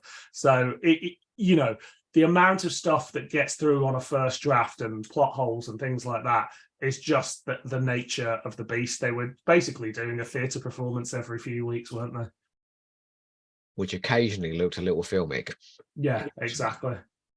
Did Polly just go and get him that drink? Yes, that's what she does. Can't quite resist the trappings of sexism, can they? No, exactly. At least at the moon base, they make it a plot point. Oh, dear, Polly. Why not go and put the kettle on and keep them all happy whilst I think of something? It has to be said that Annika Wills was a very beautiful woman back in the day. Stunning. Absolutely stunning. I mean, you look in her autobiography, she's got like modelling photographs in the middle of that. Yeah. And that makes me wet looking at those. There's something about her that just oozes 60s, you know, even when she's not in Doctor Who and you see photos from her at that time, it's just like she feels like the quintessential bit of like Dolly Bird. Dolly Bird, exactly. Oh, Fraser Gregory's here. Can you guess what he's asked us? Oh, what is he saying? Snog, marry, wear their body a bit too thin. Krang, the 80s cyber leader, tutors of the Borg. Off you go. Okay. So I think I'm snogging the 80s cyber leader because that would be excellent. Sorry, I'll go. I am marrying Krang and I'm wearing Locutus of Borg's bodysuit because it looks the most comfortable, if I'm honest. I'm going to wear the body of Krang because I'm not unfamiliar with a gimp mask. I'm going to snog the 80s cyber leader because I don't know if you've seen their asses, the shots they get in Earthshock of their bums. And I'm going to marry Locutus of Borg. That's Patrick Stewart, for goodness sakes. Yeah, there we go. Sophie Aldred certainly checked out the asses of the 80s Cybermen, allegedly. Oh, has she? What, for real? There was some sort of rumour that she shagged one of the Cybermen, although I think that was put about by Gary Downey, so who knows? Fraser, may I say you've revolutionised Snog, Marry, Avoid on these hamster commentaries now. Well done. That used to be an embarrassing party trick at Christmas, but now we love them. Okay, so now everyone's got to try and stop the Z/Z/Zibom from going off. Yeah. Daniel says, imagine listening to Krang's voice every day. You might volunteer to become a Cyberman yourself. That is true. It is the ultimate whiny partner, isn't it? What would you like for your dinner? It's those Bill Potts conversations in World Enough and Time, isn't it? Where, you know, she's talking and then you realise actually it's all being said in a cyber voice and it suddenly becomes slightly comedic. Oh, imagine a date, you know. Jesus. Would you like me to finish you off? No, it doesn't work. It doesn't work. I do think there's a good dramatic impetus now, though. Yeah. You know? Very important question. Do the Cybermen, when they convert people, do they keep their genitalia? Or is it just, it's gone? Why are you asking that question? Is there a cyber vagina? Is there a cyber cock? Or is that what the cybermats are? They're the cocks? Head over to Chris Chibnall's Cyber Woman, and that will give you all the answers you could possibly need. We cover the tough subjects. Now, were they thinking? Love all these Cybermen. So the 7 cyber costumes, which I think, you know, is a lot for these sort of things. And it's insane that they create these costumes and then they never use them again. Oh, and do you know what else I love? But they do use again. What? Bum, bum, bum, bum. Yeah. I love this music. Yeah, it's great. Now, also, all the music from this episode is library music. And if you're a fan of Out of the Unknown, some of it does show up on Out of the Unknown episodes, which, if anybody out there hasn't seen Out of the Unknown, it's an anthology show, so it can be hit and miss. But there's some great bits of 60s sci-fi, and you kind of feel like you're watching a Doctor Who spin-off or something like that, or it's just like, it's the same sort of, it's got a bigger budget than Doctor Who, but it's that same sort of, you get the same actors, same sort of music, and you're like, I say, are there any adult actor crossovers? Adult crossovers. Zygon. Sorry. Daniel also says all reject stock will be incinerated. So I think he's talking about the penises there. The cybercock. They've all gone in the furnace. Oh dear. Now look, I love this shot of Ben in the ventilation shaft, very clearly visible. The camera pans out for ages to see everybody working away on the bottom. Daniel says Ben in a tightly enclosed space. Oh my god. What is your favorite cyber design of the classic series? This is it. Mine is this, and then the wheel in space design. Oh, do you like the teardrop? I like the teardrop. I like the tightness of the suit. I think it makes for a good. I never really like the baggy moon-based Cyberman costume. I like the mask of those. Yeah, I like the mask. Do you know what, actually, there's shots of them going across the moon and that, where they're sort of glistening and they look quite impressive. Well, what about the 80s ones? I do like the 80s ones. I've got an 80s one at my dad's house, and I do want to buy I do want to get... it's right here, look. Ah, there we go. but I want to get a helmet. I want to get a helmet. I want to get a wheel in space helmet for at some point. In fact, Remember, we are being observed right now. Wonder if there's one on. I'm just having a look on eBay now to see if I No, can go find ahead. a wheel in space cyber helmet.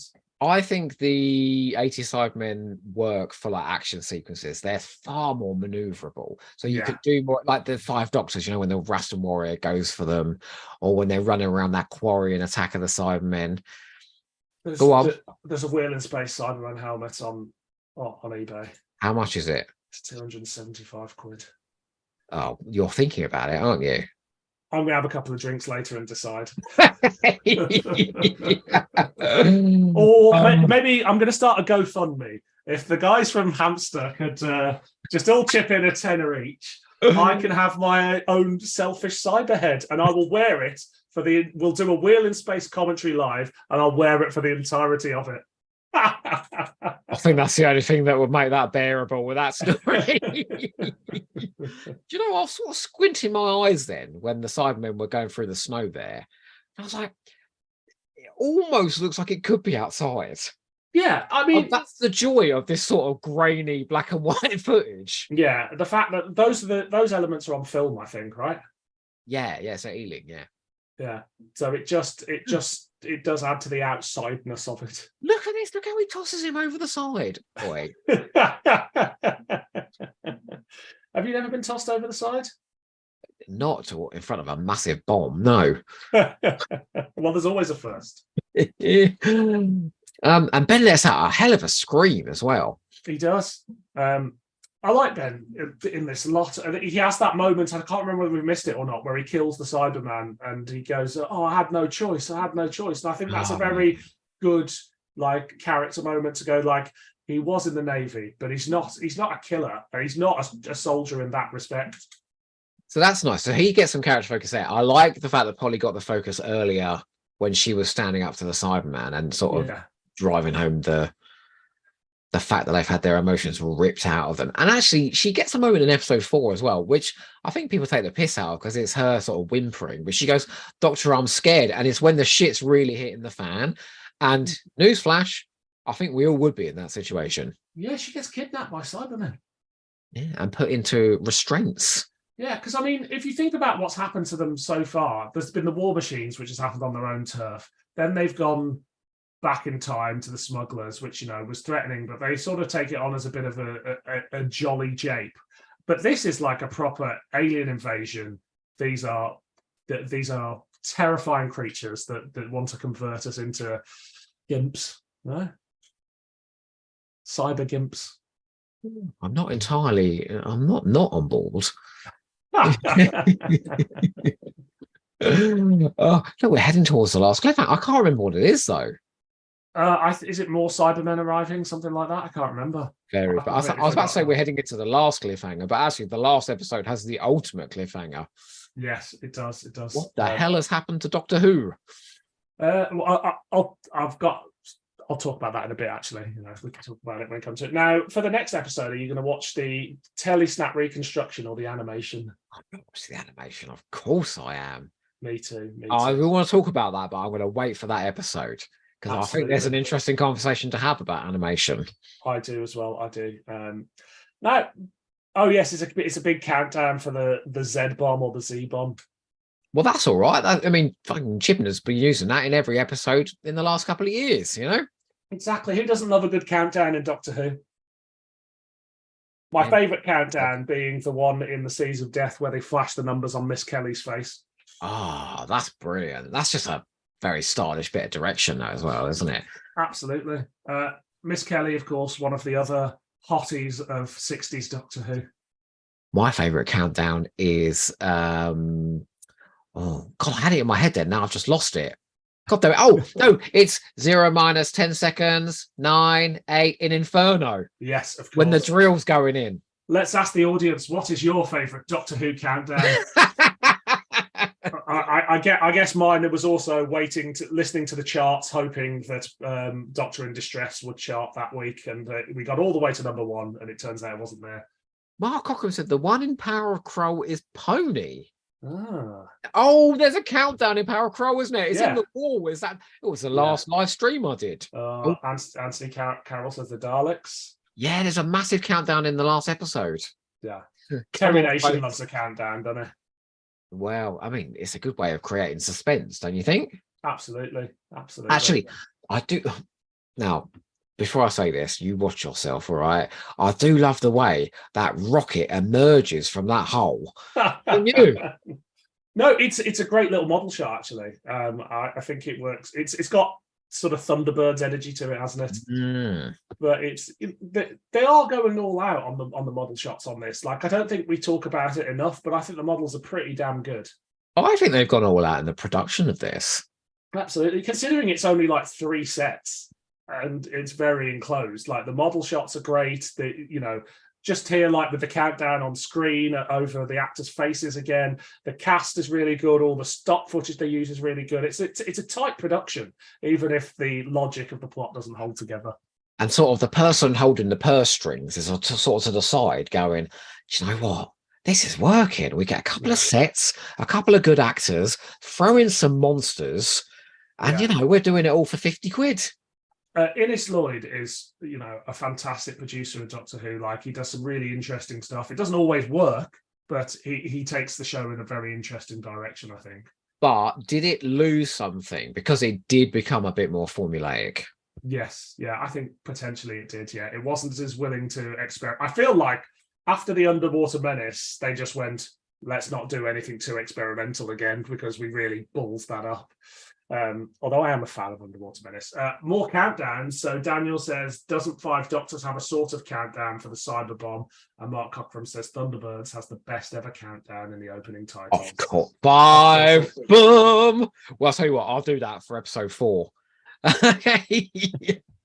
Let's line up episode 4 and we can get going straight away with that. Excellent. Oh, hang on. BritBox takes a little while. It pauses for a second. I see. I've got my digital versatile disc out. I'm not a BritBox guy. I realised the only thing I watched on BritBox was Doctor Who that I have in several formats already. That is fair. Well, look, it's all lined up here. So that just leaves me to say, welcome back to A Hamster with a Blunt Pen Knife, the Doctor Who commentary podcast, and apologise for anyone listening who's had to hear that 4 times now. Exactly. But, hello, Dylan. Hello. It's far from being all over, isn't it? It's far from being all over. He does sound a bit drunk in this episode, doesn't he? He's probably on the brandy in between takes. Well, we are here for the 10th Planet, episode 4. I am watching the fabulous animation. What are you choosing to watch? I too will be watching the animation. We'll get into why I chose this version, I think, in a little bit. But animation all the way. Before we do, what do you think of the Telesnap reconstructions? I think a Telesnap reconstruction for 25 minutes of Doctor Who is great, and I love the effort that goes into them. I can't watch a 6-part story of Telesnap recons. Having said that, as a teenager, a very strange teenager, I would send away for all the recons and I would spend hours watching them. I had them all: Fury from the Deep, The Massacre, anything I could get my hands on to get closer to those missing episodes. Nobody can see, but just down here on this shelf is all the Doctor Who DVDs, and Marv Rav has got all the silver boxes and made up all the covers for all the missing stories that he's got all the Telesnap constructions for. So what a bloody legend. I feel as if I've got the entire library of Doctor Who, even though I don't. I love that they go to so much effort to make them as fans, like when the fan recons were available, and now like more professionally so on the releases. But I love the fact we've got the option to have telesnaps or animations, because when they inevitably do Dalek's Master Plan in some form, 12 episodes or 9 episodes or whatever it is that are missing is not something I want to sit through a telesnap recon for. Someone's going to jump in now and go, there are no telesnaps for Dalek's Master Plan, but there's some from the Feast of Stephen. Well, I've got a question for the audience, and that is, 1, what do you prefer, telesnaps or animations?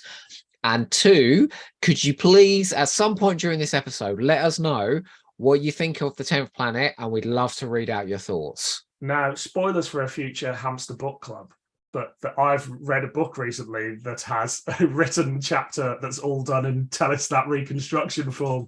Genius, isn't it? It's Paul Mars's, is it verdigris? Is that how you say I it? think that's it, yeah. Yeah. Oh, what a genius. It's so cheeky, honestly. Well, look, shall we skip in? Let's do it. Shall I count us in? Animations, regenerations, and all other minutiae? Yeah, perfect. So let's press play in 5, 4, 3, 2, 1, go. Mark Cockram says it's telesnaps for him. Telesnaps all the way. I think this is Planet 10? Is that what they're called? Do the animation for this? Something like that. I can't remember. Or Planet 30? I don't know. 10th Planet Animations. Oh, thank you very much. Anthony Carroll says both. I mean, yeah, it's good to have the option. Now, we're lucky to have the option. Exactly. Like, I know at one point they said they weren't going to do them all, but I feel like in 10 years' time we will have a complete set of Doctor Who animations, one way or another.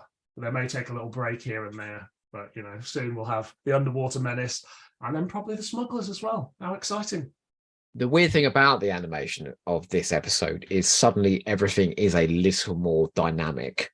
You know, the movement, the shots, the effects look a bit more impressive. And I don't object to it at all. I don't mind them tarting things up for a modern audience. I think you have to, like, and it's this thing of, if you try and do it exactly like 60s TV on the sort of style of animation that they do, you're just going to have very static characters because you don't get the nuances of performance that you have to make things more interesting. I love that Hartnell just immediately jumps back into action like he's just woke up. What's that? What is the next week? Okay, I'm awake. Now, the sets here, are they photographs of the actual sets sort of blurred out and that they put the animation I think together? so, yes. I think they are. I quite like that approach, and I'm surprised it hasn't been used. I think you can clearly tell when they're outside in the snow, you know, that is. Yeah, well, I mean, it makes sense, doesn't it? And you haven't got to animate the sets. So Joe Llewellyn will cheerfully watch either when it comes to telesnaps and animations. Daniel says animation for me, although telesnaps can still be quite atmospheric. Anthony Carroll goes third most important episode in Doctor Who. This, so I'm assuming Unearthly Child, the Daleks, and this, or Power of the Daleks. Come on, Anthony, tell us what the other two are. Yeah, we want to know what 1 and 2 is, Anthony. Come on. I do like the style of animation here. I think it's here we go. Unearthly Child 1 and Daleks 2. There we go. Thank you. Well, this is the same people that did the Moon Base. Yeah. I believe. That's a really popular animation with fans, I think. Did they do Reign of Terror as well? I don't know whether they did, but Reign of Terror gets unfairly maligned, I think. I think it's trying to do something interesting with two. I'm a big Reign of Terror fan. I'm a big Dennis Spooner fan in general, but trying to do something with two quite filler episodes, I would say. Dylan, I haven't done that one, you know. Have you not? Oh, I will happily talk Reign of Terror with you anytime. Let's talk. I would love to talk about animation because I am one of those detractors. So right. Well, right. We'll put it in the diary. It's a little distracting in a way that this isn't. Yeah. It feels sort of 60s paced enough for me, but that massive close up on his eyes and then the big close up on the gun that you just wouldn't have had that, I don't think. He's just trying to. They're just trying to make it more interesting, which I think you have to. And I love the little push-ins that they do. Now the Cybermen look fucking brilliant. These style of Cybermen in animation format are amazing. And this lovely shot they cut to a few times of the half head of the Cyberman, it's just brilliant. Now, I've said this many times, why there isn't a Doctor Who animated series, I have no idea. But these Cybermen, if they ever do one, should surely be, you know, in the running for a return. Maybe watch this space. Have you? Well, exactly. Have you seen the sketches for the abandoned 50th anniversary Doctor Who animation series, which also features this? It was all the classic Doctors. They asked people to pitch, and they were going to do new stories for classic Doctors, and the artwork's out there. but Stephen Moffat decided he wanted to concentrate on the main show, which he was having enough trouble making at the time. And you send me links to those, please. I'd love to see those. I think they're either on SFX or Den of Geek somewhere. I'll have to dig them out. Did you see when the Cyberman came in, right? And he set off his crotch light, and suddenly all the Cybermen were in silhouette. Yes. It looks incredible. It's such a great image. When my crotch goes off, sometimes I see everything in silhouette too. I mean, I've been in your man cave, so I can attest to that. So Mark Cockram says the 10th Planet is a fine story for Hartnell's finale. Having watched all of the Hartnell era in order, it gave me a newfound appreciation for the first Doctor and his stories. He also goes on to say the animation on this story is absolutely mint. Anthony Carroll says animate Time and the Rani.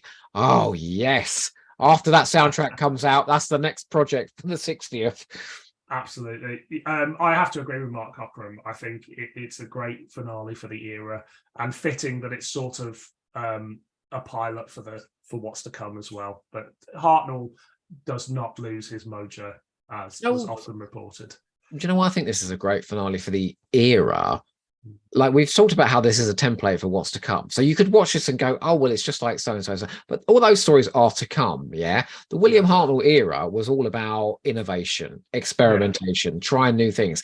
And right at the end of the era, they tried something brand new again. It just so happens to be that was the blueprint going forward. Absolutely. And it works. It absolutely works.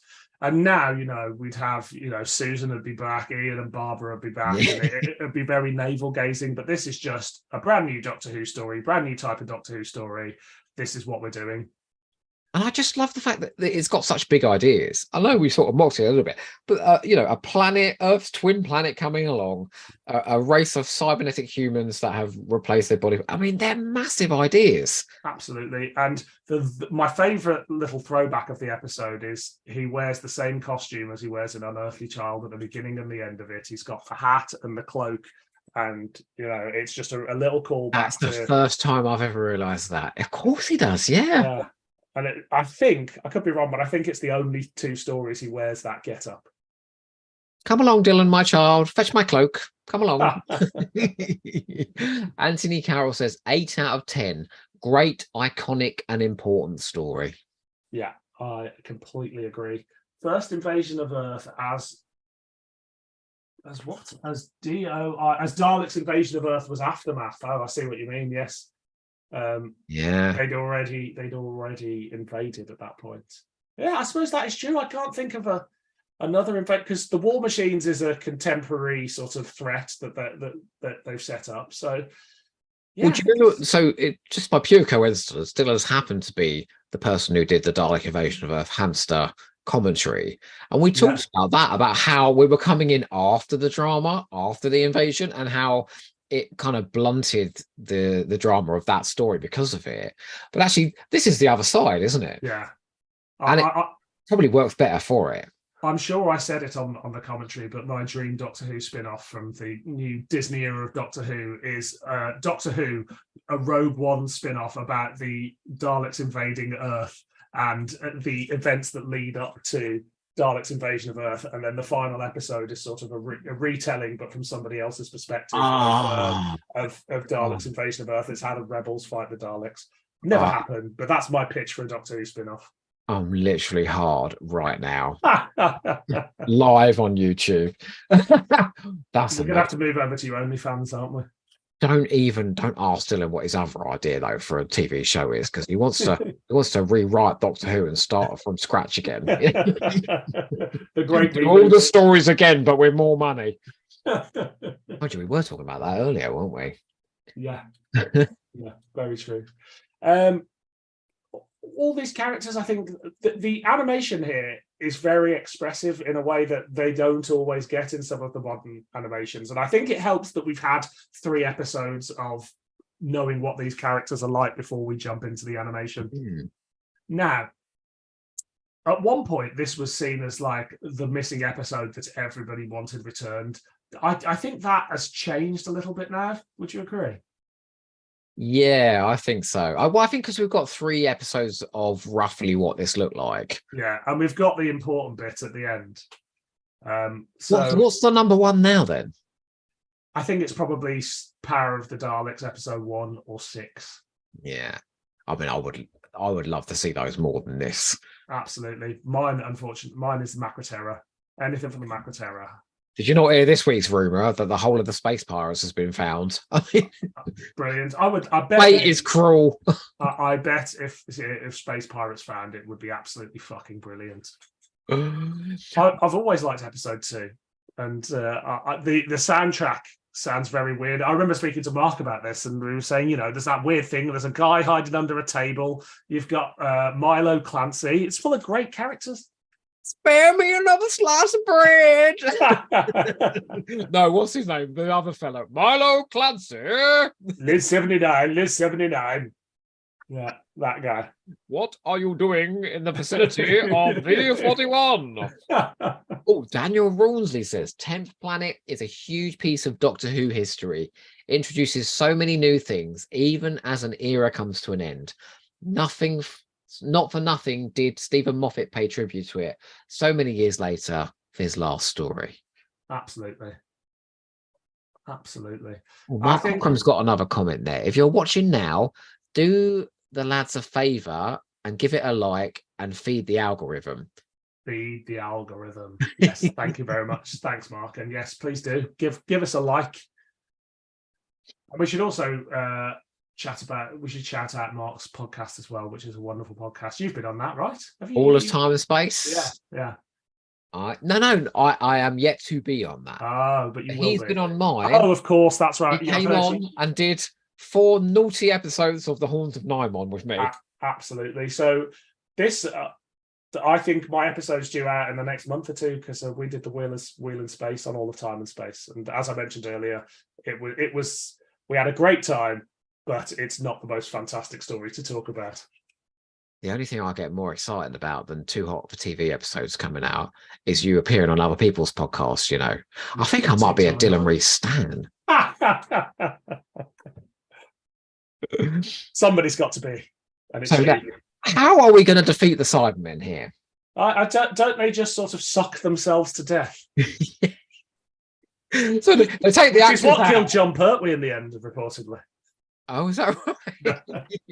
I think you're talking about Patrick Trout at that convention, aren't you? Well, no, John Pertwee. I mean, if you listen to the latest episode of Too Hot for TV after the credits, there's a lengthy conversation about how John Pertwee is rumoured to have been able to suck his own penis. But lowering the tone, lads, lowering the tone. Oh, I like to think it's true. Oh, everyone loves the Reese, says Mark. Thank you, Mr. Cockram. Of course. I've got both Reeses as well. A double Reese. Reese's, as you might say. Reese's Pieces. People are being very indulgent with us now, aren't they? Yes. Now, look, I've noticed how harnesses have become a bit more exciting these days. So they're actually built into the set, unlike when Barbara and Jenny were holding up their own restraints in Dalek Invasion of Earth. Very true. I'd love to see a bit more of this cyber spaceship. In fact, if there was one thing I wish the episode existed for, it would probably be to see the cyber spaceship in action. Yeah. But like the rest of the sets, we know what they look like. It's true. I mean, people want this back for the lead up to the regeneration, don't they? That's what's enticing about this.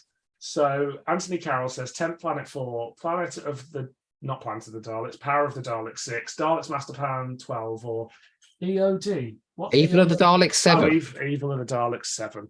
Those are his 4. He was back. Yeah, I'd take any of those. Something from the Massacre, something from the Mythmakers. There, that's what I want. I want the stories that are less talked about a little bit. I mean, they're all talked about now, aren't they? I did a Savages commentary with Mark recently, and looking at those telesnaps, I'm like, this looked good. I bet if this is the one story that no fucker ever talks about is the Savages. Yeah, it would be on everybody's lips if it did. Now, did you do it recently, or did you do half of it recently and the other half 6 months prior, or whatever it was? You really are listening to this, aren't you? I'm a fan. Oh, I love how even in the animation, the cyber mouths just go. Yeah, I mean they have to make them move slightly more, don't they? Because it's animation. Mark Cockram says that, when Mondas breaks up, is how they could have gone to town and done a spectacular sort of animated effect. Yeah. And yet what they do is like 3 stills of it sort of cracking a bit like an egg, Absolutely. which I think is both interesting to look at and maybe ish what it might have looked like at the time. I feel like that's when you see the telesnap that there is something like that happens. Mark Cockram says the Massacre is fantastic and so underrated. Massacre 4 would be an interesting one because just to see how they actually filmed that actual massacre.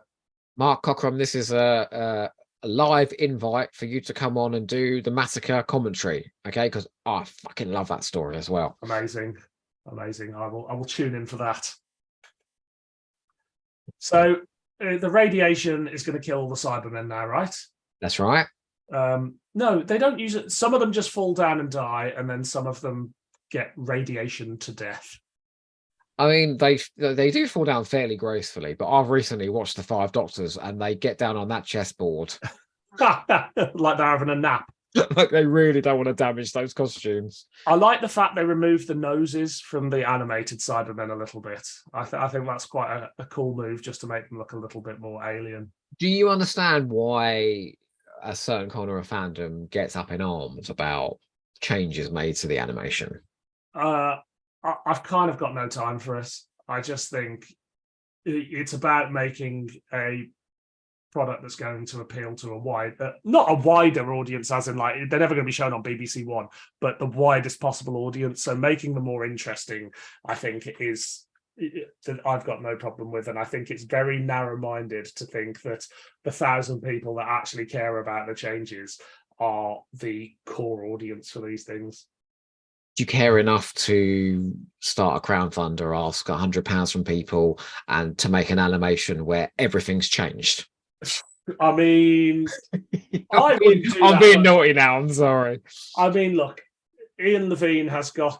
Oh, well done! You went straight in there.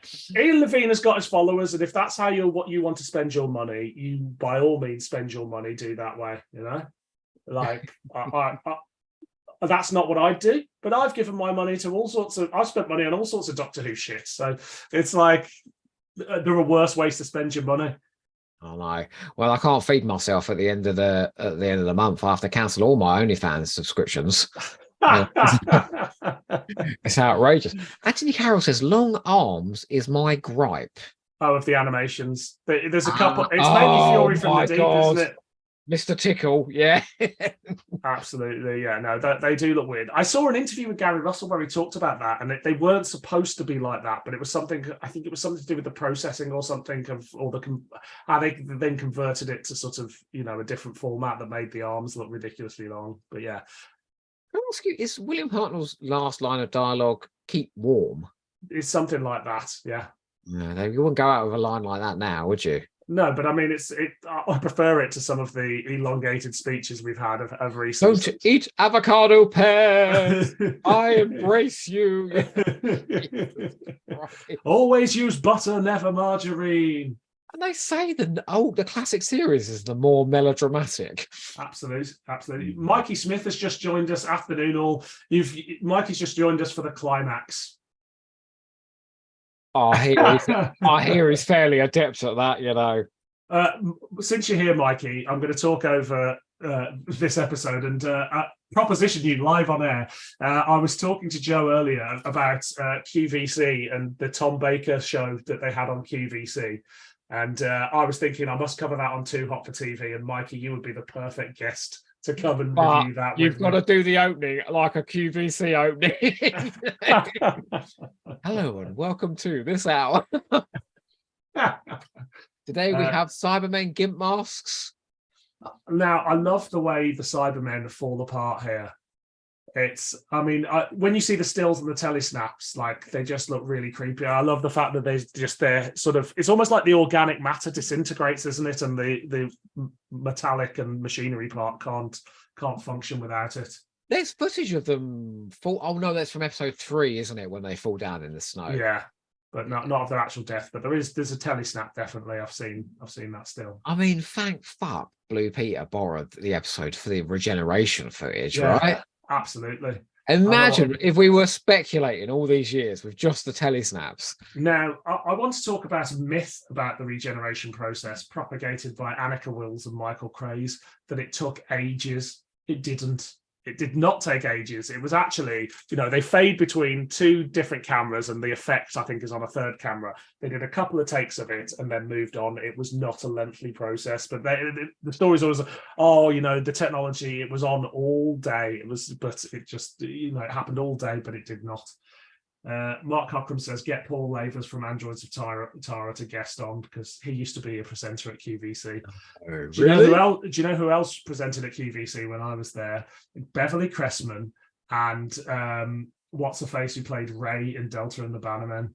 Oh wow! Beverly Cressman, for those not in the know, is Kate Lethbridge Stewart from Downtime. The original and the best Kate Superior Kate Lethbridge Stewart, yeah.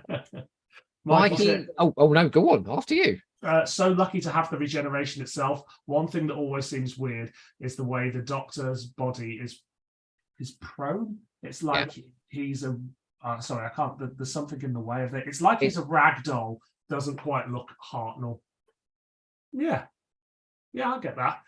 He like even this little clip here, which we've got. That there's a bit of cine footage of it. Like he's playing the sort of half dead man very well. What I like is where they've got the footage, they match the animation perfectly. That bit where he comes towards the camera like that, absolutely. It looked exactly like the cine footage. So I think they're being incredibly respectful as well. Yeah. It's all done with love, isn't it? Yeah. I mean, he's heading back to the TARDIS with the urgency of someone who's got explosive diarrhea, but it's far worse. As a man who loves a curry, I can empathise. Mikey, since you just joined us, would you care to tell us what you think of the 10th planet as a whole, please? And anybody else who's out there, please. Yeah, we've had a few people's reviews, but anybody wants to give us their final thoughts for the day, like Jerry Springer. It is I think it's quite a quick climax, if you'll forgive me. But that's not really. We have slept together. Yeah, Jesus Christ! I'm so no, sorry. But the climax of the story is really this, isn't it? It's in the TARDIS. This is the important thing. Now, Anthony Carroll says, how much of a shock to the viewers was this at the time? Now, it was announced in the papers, but they're it doesn't get much column inches. It's not like headline news that we get now. So I can imagine there are a lot of people that this would have been a complete shock to. Yeah, I agree. I'd love a surprise regeneration. I don't think it would have been a shock, because I don't think people had a bloody clue what was going on. And it wasn't until what came afterwards. They're like, oh, William Hartnell's not coming back. It might have taken till the end of Power of the Daleks episode 6. Yeah, very true. Or maybe even the Highlanders episode 1. Yeah. Now, I've always thought limited technology and all, I get it. But the regeneration...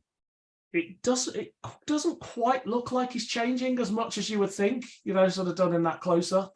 Well, they said in the documentary their face structure is very similar. Right. So they almost look like the same actor. Yeah, it's quite weird.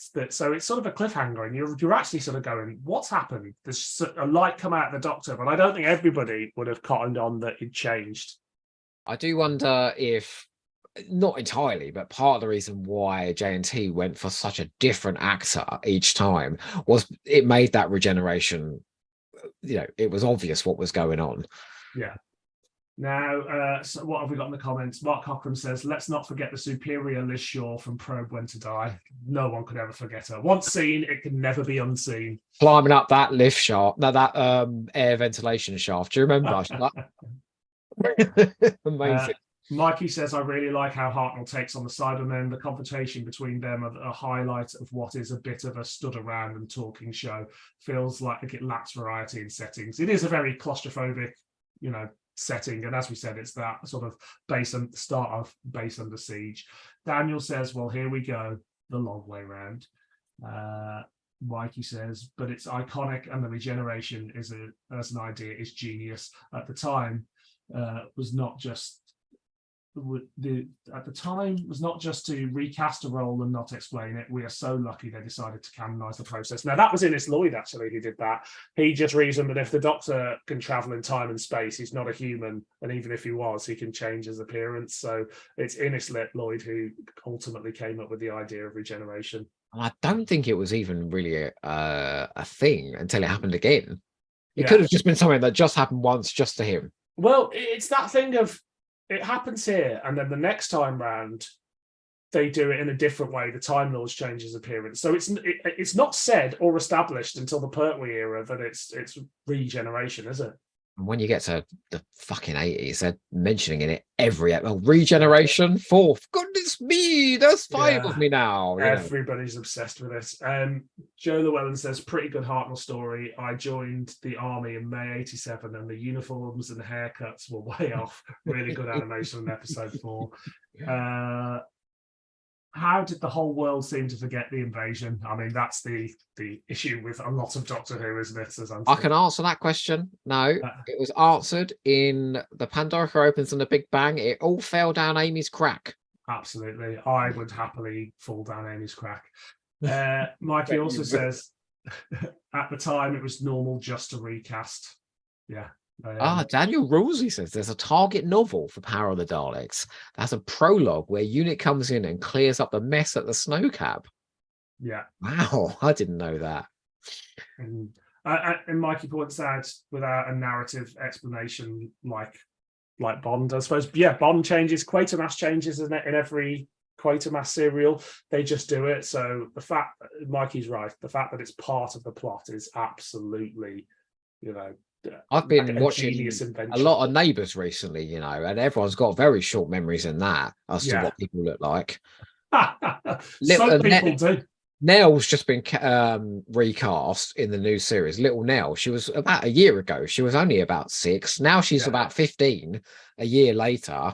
And evil. She's got a fabulous evil plot. In every single shot, she's looking at them like this, like evil eyes. So it is a common problem in television. Yes, absolutely. Doctor Who's the only show that actually makes a thing of it, though, isn't it? Yeah, very true. And very wise. The Crown does it even now, that every few years they recast the Queen and Prince Harry and Philip and everybody else. But yeah. Grief. Queen Elizabeth, you've become another popular actress in the zeitgeist. Now you're Olivia Colman. What's going on? Do you remember the most recent James Bond film? There was a rumor going around in the tabloids that was absolute bullshit, that when Danny Boyle was going to direct it, he wanted to actually do a regeneration like Doctor Who. Oh, Mikey says Roseanne and Doctor Who are the only shows to make a deal out of the recast. I think Star Trek Lower Decks has had a few things to say about recasting as well. Well, Daniel, you know how we end. Dylan, you know how we end. Dylan Reeves, you said you're a fan. Sorry. 3 things. You first. Off you go. So my first thing is going to be cyber costume design by Sandra Reed. I'm sure it was an obvious one that we're both going to go for, but my God, they look brilliant. I love those sock faces. I love the bulky chest units. I love the wires. I love the cabling. I love the headlamps. It's so 60s, but it's such a fantastic design. My first is going to be the much underrated William Hartnell in this story, who does far more than I think people remember. He's especially strong in episodes 1 and 2. And I think he does that frownness. Really, you really feel like there's something very wrong in episode 4, which is an added layer of suspense on top of the danger that the story is already presenting. Absolutely. The next thing I'm going to go for is Innes Lloyd, the producer, for coming up with the idea of regeneration, for guiding the show in a new direction and making it more, in quotes, hard sci-fi, which it's not really. It's still a fucking ridiculous show. But I just think Innes Lloyd perhaps doesn't get the props he deserves, and I think he's brilliant. Derek Martinez directed, I say 4, but it's 5, isn't it? Because he did Mission to the Unknown as well. Yeah, I think so, yeah. 4 very, very good stories. I think he does a great job of this. It's not easy because he's shooting in quite a tight set. he makes the Cybermen a ghoulish and memorable creation, and Yeah. he's having to deal with Hartnell's health problems as well. I especially like the sequences outside in the snow. I think they're Yeah. really atmospheric. He does the snow again in the Ice Warriors, and I think he bests it there because he's got bigger sets and television's come on in a couple of years, you know. But yeah, Derek Martinez, I think he's always very good. The last story he does is Spear from Space, and I think that's probably some of the best some best direction we ever had. So Yeah, he's a goodie. absolutely. And then I'm going to go for the model work after. Actually, I don't know who did the model work, but I think, I think the spaceships look great. I think the rocket looks great. The little model of the snow base and all that stuff. I think it looks really fantastic. So the model work gets it from me. And then finally, I'm going to put in a punt for Polly and Ben, who Nice. you were right. They're a breath of fresh air when they come in. And I think they leave the show too soon. Jamie comes in, the focus is off them, but they've got a lot of energy. They're very sexy. Yeah, I know I say that sort of thing all the time, but I don't think we've done sex in companions before. So they were really sort of kicking Doctor Who into the swinging 60s as we're departing. Oh no, we're sort of halfway through, aren't we? We're not. Yeah. Where are we now? 66. Yeah, 66. There you go. We're rocking through the 60s with Polly and Ben. Actually, I do have a question about that for you. Yeah. It's a bit unfair to say it live, but who would you rather have, Polly or Ben? Oh, I mean, can I not be the meat in that sandwich? Have them both at the same time. Do you know, I think even I'll go there. Do you know? Well, that just leaves me to say thank you so much for coming on today. Talking with you is just always glorious. Thank you for having me, and thanks to everybody out there who tuned in and who made their comments. There's lots of lovely people saying lovely things and thank yous, but it's been a pleasure to share it with you, Joe, and everybody else out there. An additional thank you to those. I know there's loads of people that wanted to be here today but couldn't be, and so hello to you people watching this after the event. It's going to be here on YouTube, so you can watch it at any time. I hope you enjoy the show. Yeah, and we should also give a special shout out to Joe Llewellyn, who literally got up at 4 a.m. because he's in a different country to come and listen to us. That means the world to us. Daniel Rumsley says he loves the live hamster chats. Mikey and Janie says awesome. This feels very like I'm stripping the pair of us now, but Mikey and Janie says awesome stuff, lads. Beeble Pete, fantastic. Thank you so much. Mark Cochran, thank you. Splendid chats, both of you. God, you can go away with your head big today, Absolutely. What a lovely bunch of people. Know what head I'm talking about there. Anthony Carroll says, thanks for the chat. Been great fun. Glad started following Hamster this year. I'm so glad you did as well. Join us next time. I'm going to be doing this with Cy Hart, and we're doing the spiritual successor to the 10th planet in no way, shape, or form. Time and the Rani. Amazing. I will be tuning in for that. We'll catch you next time, lads. Thank you very much. Thanks, everybody. How do I turn this thing off? Oh, end stream. There we go. There we go. Bye, everyone. Bye-bye.